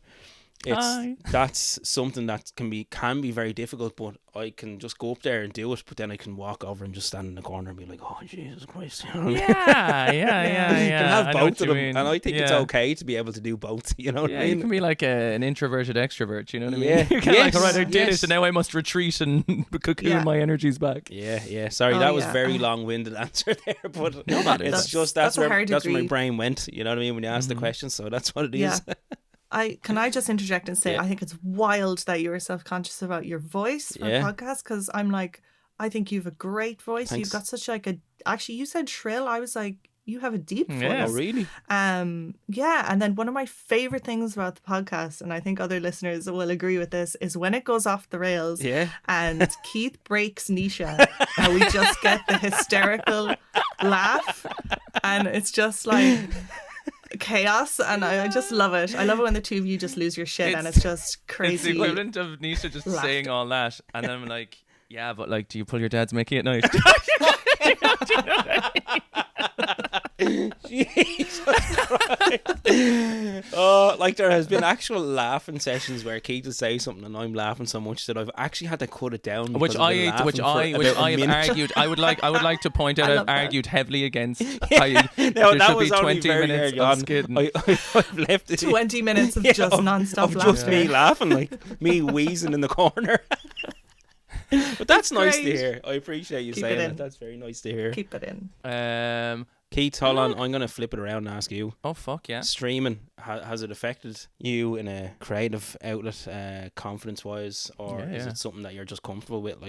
No, like, I mean, it would have changed my life in terms of the fact that I find streaming a very therapeutic process. So I used to go to therapy and I'd be like, I really struggle because I feel like I have certain like skills or talents and I can't use them anywhere. Do you know what I mean? I'd be like, I feel like even if it's making a little bit of music, or if I feel like it's kind of, you know, if there is entertainment skills, or if it is holding a space, or if it's communicating or articulating something, and I feel like there's no job I can use it for, particularly in Ireland anyway. So I used to struggle with that a lot. And then when it came to streaming and I was starting off, and I started off as a hobby, as I think everything probably should start for you, as a space to try and use some of that stuff. And I think getting to effectively use all those things that I knew I had but didn't know where to put them was a very self-esteem raising, you know, type of thing, right? Because, you know, if you're put in scenarios where you're bad at something all the time and you're told do it over and over again, you're not, you know, and it's not your forte, like, it's not great, you know what I mean?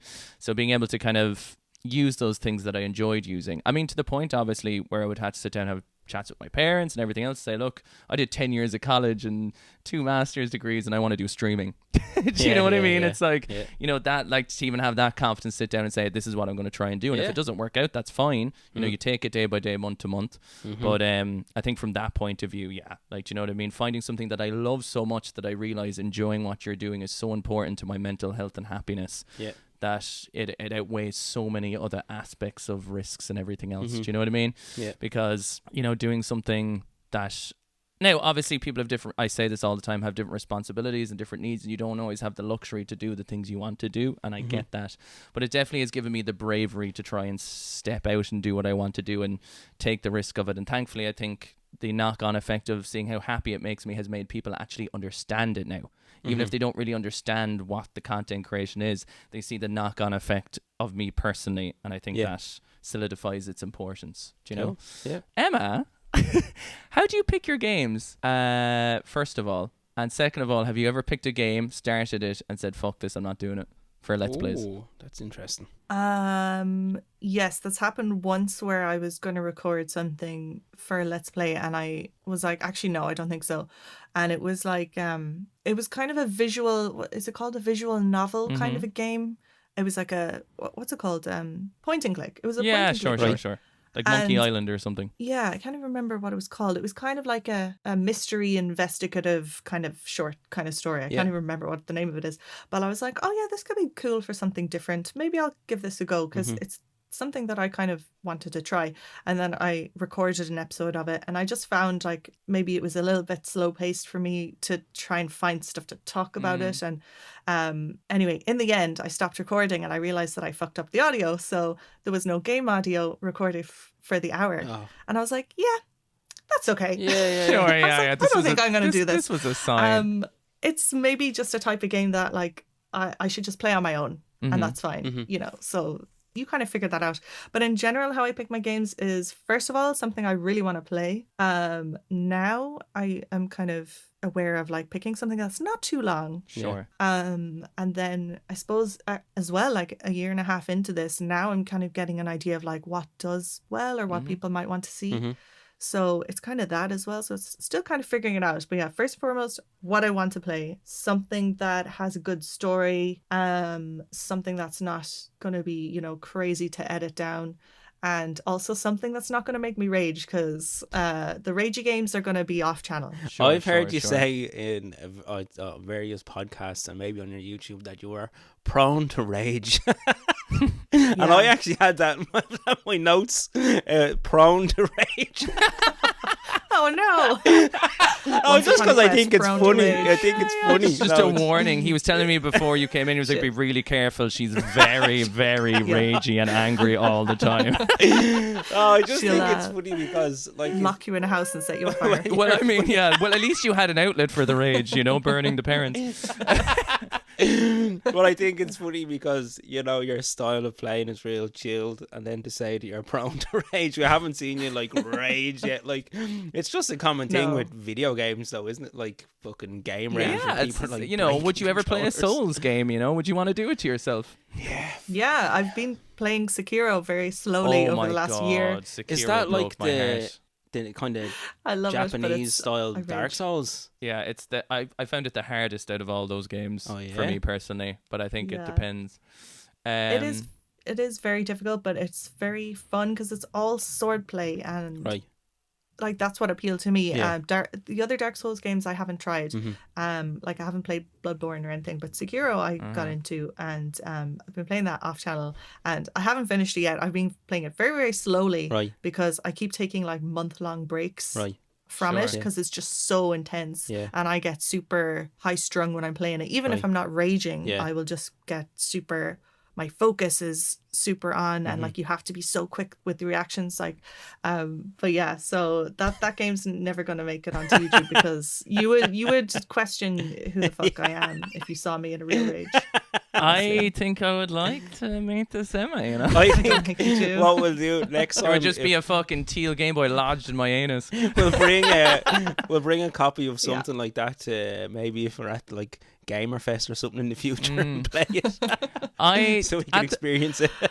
Oh god. At the moment, is YouTube for you a hobby? Is it a part-time? Or is it a full-time? You know, where would you like to see the channel go? Is it an outlet you like having? Would you love to do it full-time? Would you like to, you know, or however, I'm not sure how your balance of life is now with whatever you do, but I'm kind of curious to know, do you have places you'd like it to go, or? Yeah, it's a hobby definitely at the moment. Whether that grows into something more, you know, is yet to be seen. Like maybe it's not something that I set out to do at the beginning. Of course. But you know, I'm not going to say no to any opportunities that might Make come up a in bit the of future. make a bit of change, So, like, do you know of what I course. mean? Yeah, I mean, I don't know. It's a whole new world, I suppose, for me. But yeah, the reason I started, it was very much like an outlet, a creative outlet, something to focus on as well from week to week. But yeah, but who knows? Be the icing I on the don't know. cake. If you hit 1,000 YouTube, is that when you can start earning? Yeah, that's actually, yeah, that is the threshold for monetization Oh, on really? YouTube. Yeah. So We need Yeah, to get you to 1,000 right now. What do you want right now? Like, as of today, out of curiosity. 930, Deadly. I think. I fucking 900. checked it Like- the other day and it was like 918. Like, that's a fucking quick jump. That's brilliant. Yeah, the last like month and a half, it's been going pretty quickly. Deadly. That's great to fucking see. great. Yeah, it is brilliant So to see. that's nice. It's also a little bit scary. It's like, Yeah. Also, what do I do now? Do you feel like the more increase in audience puts more pressure on the content creation? A little bit. I think. Yeah, I'm kind of thinking already with the 1K. I'm like, oh, I'm gonna have to do something amazing for my 1K video. I've no ideas, and I'm like, I think I'm just gonna do like a Q&A Yeah. That's a and good just leave it idea. at that, because I'm like, oh, don't do that to yourself. You started out at the beginning saying I'm not going to put pressure on myself, so like don't start fucking it up now. But yeah, I think there is a little bit more pressure. I think if you start to grow and people are starting to watch, And not let that get into your More. head too much, I suppose, right? You know, to try and keep, Yeah. because they're there for the reason of the authenticity Yeah. of what you're doing anyway, so it's just trying to keep it on track. yeah, try and keep yourself kind of focused and grounded, and try not to let it get to you too much. But I think you can't help but be influenced by like, this is performing really well all Sure, of a of sudden. course. So what should my next Of game course. be? Yeah.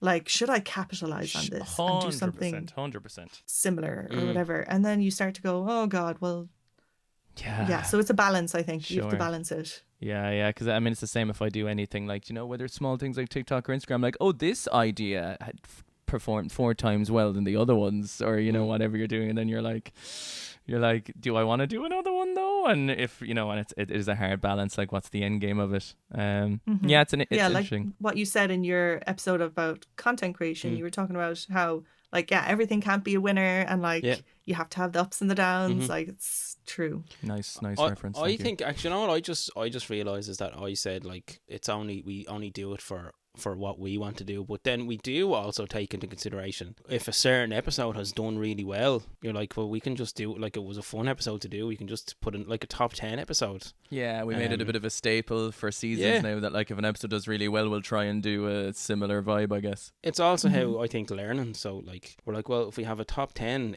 there's an episode and we can have fun with it, we can just change the top 10 style, but we can do another top 10 episode because people do seem to enjoy it. I suppose there is.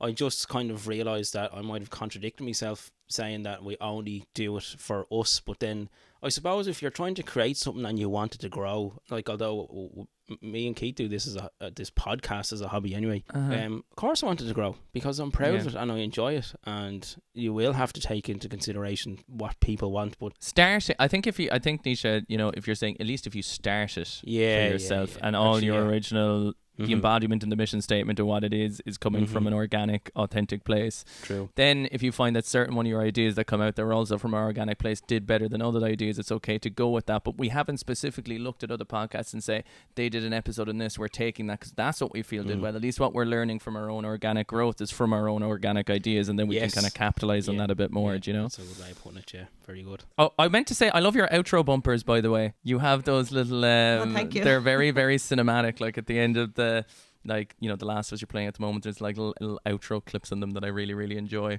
Yeah, I just pick like little clips from the episode that it makes it so fancy. Fun or good or whatever. Yeah. Oh, thank you. It's just something so that you can put up the, what do you call those links? Yeah, that go on the little end. promotion card Something things. for there. Yeah. Have you found that making videos has gotten easier or harder over the course of time? Is there more work in it because you come up with new ideas, or do you find you've refined what you kind of do well with it, or is it ever changing? I feel like I haven't really changed up much about the format of what I've been doing. So that's kind of stayed the same. I think what changes for me is it depends on the game big time. So like recording length very much changes from the type of game it is. So I might record for like twice as long recording like Resident Evil than I would record for Uncharted. Okay. And so that's just making, you know, that's just really impacting the amount of time I set aside to record an episode, and then I have to edit that down. So if I'm editing a 2.5 hour video now down to a 50-minute episode, that's very different to recording something for an hour or 50 minutes and having a full episode ready to go because it doesn't need much editing. Sure. So I think that's what kind of changes the most for me, because apart from that, the format that I do is really similar. It's, you know, I'm not doing highly edited stuff really. I'm, you know, still just doing the same kind of long form videos. But yeah, I think that it's probably... It must be interesting to be like, oh, geez, I can do a day and get like one episode of Resident Evil, or I could get like 10 episodes of Uncharted or something. Do you know what I mean? Yeah, it's a nice relief to go back to like Uncharted and even The Last of Us too. Like I might record for a little bit longer to cut it down because there's a little bit more like walking around and searching buildings and doing this kind of stuff. But with Uncharted, it's nice to sit down and be like, I know I'm just going to get a full episode from pretty much everything I record because it's so, you know, it's linear and you're just moving forward. Yeah, you're going bang, bang, bang, bang, so bang. It's definitely nicer change because Resident Evil, I loved that series. I loved the game. I had such a fun time doing it, but it was a challenge because it was maybe recording for between 2 and 2.5 hours to get one episode. Yeah. And then it was kind, you know, it was quite difficult at the beginning, especially. So you were kind of backtracking. There was a lot of backtracking and going through doors, a lot of loading screens going through doors and dying a lot at the beginning. So that was definitely more challenging. I got a little bit stressed when I started Resident Evil because I was like, this game is so fucking hard. How am I going to do this? And actually, that was the first game that I thought, what if I can't finish this? What am I going to do? Oh, jeez, I never thought about that, actually. Yeah, like imagine doing half of a series and just getting to a point, like imagine playing Sekiro as a Let's Play, and you get to a boss where you're like, I actually just can't progress the game. I never thought about that, actually, because most modern games are generally like, I know like a lot of older games are just fucking brutal, like, but most modern games, I feel like you can, you know, you can play it your way. If you want to put it on easy mode, you put it on easy mode. Just play it whatever way you want to enjoy it. But I've yet to play a game. Actually, I did try Dark Souls, and I was just like, what the like I played Bloodborne and eventually got through it. But I remember playing Dark Souls and just being like, what the fuck is this shit? Like, yeah, it's rough. Speaking of, would you play a retro game? And secondary question, would you ever do a Let's Play of a game you've already played? Yes to both of those, I think. Retro, I mean Resident Evil. Oh, that's true. Yeah, that's true. That was probably the oldest. Is that the oldest game I've played? GameCube, probably. yeah. Well, that version anyway, right? You didn't play the PS1 one. It was the remaster one, right? Yeah, it was the 2001 remake. Yeah, that came out in 2000 or It was I don't definitely even the know. one that first came out in the 2000? GameCube. Yeah. Yeah, so definitely would be. Yeah, I think I really enjoy that because older games they are different, and yeah, there's something about. Yeah, I had a lot of fun with that playthrough, so I would definitely play some more older games, for sure. And then what was the other question you asked me? Would you play a game that you've already played? Oh yeah, so I wasn't going to, but then I played Shadow of the Colossus, and then I played Eco, and people were telling me to play Eco in the comments because that was also by the same developers, and it was, in the same kind of Universe. loosely. Well, there's a lot of like speculation about is it, isn't it, whatever. But some people say it's like a prequel of Shadow of the Colossus. Some people argue it's not, but it's kind of in that vein. So I was like, oh, I'll play this game. And that was an older game. And then The Last Guardian is also kind of within that sphere. And I've played that before. But I was like, oh, if the people are interested in Shadow of the Colossus and they're interested in Eco, maybe I'll play The Last Guardian on Sure. YouTube, but that wouldn't be my first time playing it. Yeah, So yeah. that would be definitely different. And I'd have to figure out what would I talk about Sure. if I know it all already. You might find playing a game that you've already played that you discover a totally different style that you enjoy in it creatively, like for YouTube. Do you know what I mean? Like if you're playing a game, you might be a bit more like you'll be coming at it from a totally different angle because you know the game and you've played the game. So playing The Last Guardian, it might be just a totally different vibe for you, and you might be like, this is fucking cool, I might try more, or it totally depends. So Or you I might think find that that could you be talk cool. about the memories around when you played it the first time. Do you know what I Yeah. mean? There might be some Yeah. kind of more personal insights into you as a person as you're playing. Now, it depends on how comfortable you are with that kind of stuff, but that could be interesting as well with it.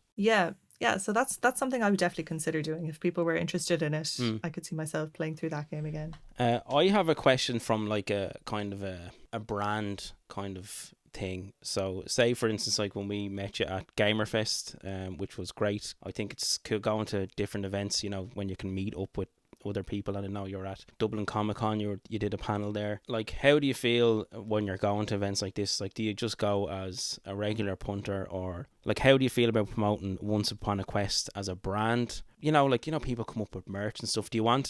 How do you feel about it as a brand? Like that transition to, okay, I'm just making a YouTube video to, I have Once Upon a Quest. The company limited. Yeah. And I know Yeah, but Jesus. like that's kind of like what are your thoughts on that side of things? Or do you prefer to just keep it, I'm just playing and this is the name, or do you want to have it as a brand? And how do you feel when you go to the likes of Gamerfest or Dublin Comic Con? Yeah, like the promoting of it. Other people, how do you feel about that promoting side of things? Yeah, I guess it's something I'm still thinking about. Okay. I suppose I don't really know how I feel, to be honest, That's all right. because I'm kind of at the early stages of that. Like, so for Dublin Comic Con, I was kind of invited up to go and talk about making a YouTube channel in a small panel kind of type situation.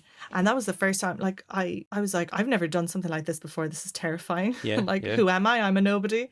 But, I Imposter did it syndrome. and got out of my comfort zone. And, that was kind of my first experience of doing something like that. And then Gamerfest I wanted to go to. I went up with a few friends and just had a good time. But also it was nice to meet fellow Irish creators that I had been talking to, like yourselves, and following online and stuff. So that was kind of a nice experience to go and like, oh, I'm going to meet people that I've been like following online for the last year or so in real life. And that was really fun to do as well. So I kind of had, that was kind of networking, but it was very casual, I suppose. Yeah. Like, and authentic, it was like, oh, here's people I'm really interested to and I talk to online. I want to meet them. Yeah.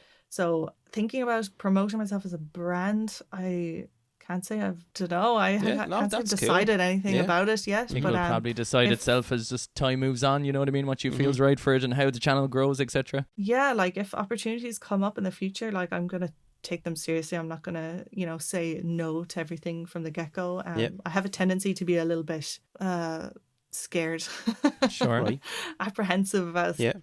I'm a bit like, no, nobody look at me, I'm not here. And so Homer going yeah. into the bushes. Yeah, a little bit like that. So Yeah. I think I'll just have to figure that out as it goes on. Yeah. But at the moment, I'm just kind of carrying on, just Cool. doing this for funsies. Yeah. Fair No, enough. I only ask because I find it interesting the transition from starting to make something, and you're in your house and you're playing and you're putting stuff online. But then when you go into a scenario when there's loads of creators and people might want to talk about it, and some people are cool talking and promoting, and some people just want to be chilled about it, and I'm just personally interested in what people's approaches to, is it a brand or is it just you, or is it just a name? Do you know what I mean? But yeah, that was just something from my own point of view that I'm always interested to ask other creators what are their approaches to it and stuff like that. Yeah, I suppose kind of like in the kind of the limbo land at the moment, in terms of like, you're kind of happy where it is, and then it's just kind of see where it goes and see how you feel about it as time progresses, I suppose. Yeah, I think so. I don't know. It's hard for me to kind of talk about it because I don't have any that's opportunities or anything like that. Like, I don't have any monetization or sponsorship like on the horizon or anything like that. You know what I mean? So. Oh my God! Your first T-shirt has to be you licking the teal Game Boy. Just on the front of it. It's going to be perfect. Great. Another great idea. That's my cool. first t-shirt. Brandon is just like a little teal with a Game little Boy, tongue though, on it, the side of it, and schlob on it, and like fucking Slurpee good times. Yeah. Or just like people trapped in the Sims. On or just a fire swimming in pool with no pools. ladder. Stuff And like- just say no way out. No way Or out. prone Once to upon, rage. yeah, Prone and to once upon a rage, quest yeah. underneath it. That's fucking slick. No way out. Yeah. Oh God. Suppose we God, better I start sound so wrapping dark. up, lads. We're getting into the 2-hour mark with it. I Yeah. do have one though. We have to ask a question, Nisha. Being a nostalgia for it. retro Go for it, gaming yeah. podcast, and having your experience from your Sega Mega all the way up to your PS5, and I won't limit you to retro, right? But I'm going to need to put you on the spot and ask you a goddamn hard question. Your top 5 video or retro video games that come to your mind when you say it. I won't force you to order them, but I will need 5. Okay. Retro. Okay. The first things that come to mind. Pokemon, Brilliant. GTA, Spyro. Which GTA? Sorry, now you're going to have to tell me. Like the first one. Oh, the PS1 GTA 1. Like the top down. Oh, Oh, yeah, yeah. cool. Very cool. I'm just gonna say that one because Nice. I didn't get into like GTA 3 when it went into like 3D or whatever. Yeah. So my memories of GTA are all the top down ones. Deadly. What did I say there? Spyro. Pokemon. Age of Empires. And Echo the Dolphin. I can't think of anything. It doesn't have to be retro. It cursed doesn't Echo have the to be retro. Dolphin. It could be any video game you want. Jesus. Isn't it mad how it's difficult? Like you just said, you have 100 and something videos, and then when you get asked a question like this, I'm just like, We've been making Emma sweat for like 2 hours straight though now, do you know what I mean? We've been fucking putting it on in there, you know what I mean? We've been fucking slapping 2 for 1 of the farmers market. Like we've been pulling the testes off this poor young lady. Like That's not okay. That was just like the first 5 that came to mind as well, Cool. by the way. So like, Okay. that's not my ranked. yeah, that's I'd have okay. to think long and hard if I was going to rank top 5. that was your unconscious, unfiltered games that popped to mind. Just get a flavour of you, to finish off. Give a round of applause. flavour. yeah. Yes. Very Like, good, well very good. done. Have a taste.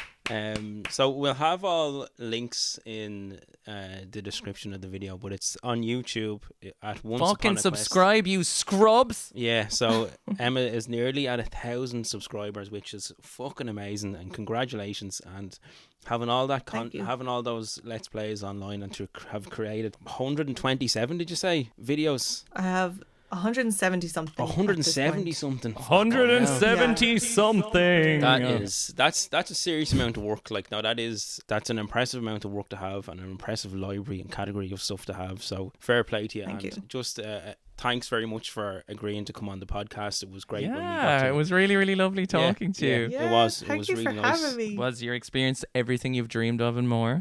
Oh my god, that intro is just. You'll be I having can a couple just of die dual. happy now. You'll be having a couple of dual shocks in bed tonight, I'd say. Buys second controller. But yeah, thanks I a never million. thought about that. You're the second guest we've had on, and we've had a lot of fun. It's really, really cool. It's kind of new for us as well, because me and Keith are used to talking bollocks to ourselves for an amount of time, so it's I've really enjoyed having the other aspect of somebody else, and it's great I love seeing other Irish creators doing really well and making content that I think is fucking brilliant, and I do genuinely enjoy watching your videos, and your Thank YouTube, you. and it's Oh, been that makes me so happy. a pleasure to have you on the podcast. So thanks very much. Go follow Once Upon a Quest, the ultimate Let's Player in the field right now from your Green Falls to your Vampires to The Last of Us Part 2. Do we have any games coming up soon? Are they secret? Do we know what's happening next on the channel? Yeah. What can people expect? Or is it a secret?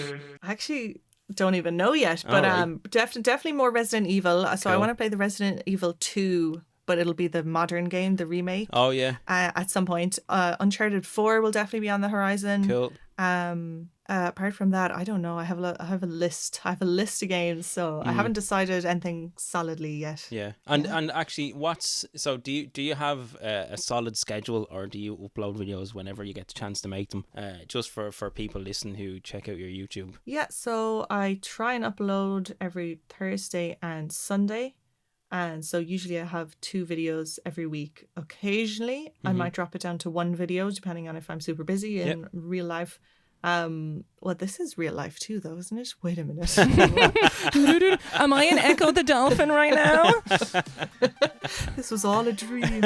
But yeah, I try and have 2 videos every week, Cool. Thursdays and Sundays. At the moment, I'm having it being 1 game is on a Thursday and 1 game is on a Sunday. Very good. Which is new, because before I used to have 2 episodes of the same game Right. going on to kind of get through it. But that's kind of the schedule at the moment, yes. Nice. Go follow 1,000 subscribers. I want to see it. I want to Yeah. see it now. Yeah. I want to see it hot. Yeah. Once Upon a Quest, Emma, thank you so much for joining us today. Yeah, thank you guys so much for having me. I had a great time, and I was actually a little bit nervous because I was like, oh, I hope I'm funny enough and stuff like this. But It's been you brilliant. made me feel very at home, and Cool. we had a good time. So thank you so much. Thank you, Slay. Cream your dreams, and always bring 2 DualShocks into bed. Teal Game Boy, wrap it around, legs spread like an eagle, like scissors up in the sky, ready to squirt that dirt 2 for 1 in the farmer's market. Emma, I tell you, the velocity of your viscosity knows no bound. And I tell you, 2 for 1. Right, 2 for 1. We'll chat to y'all later, guys. Bye. Bye. Oh, fucking hell.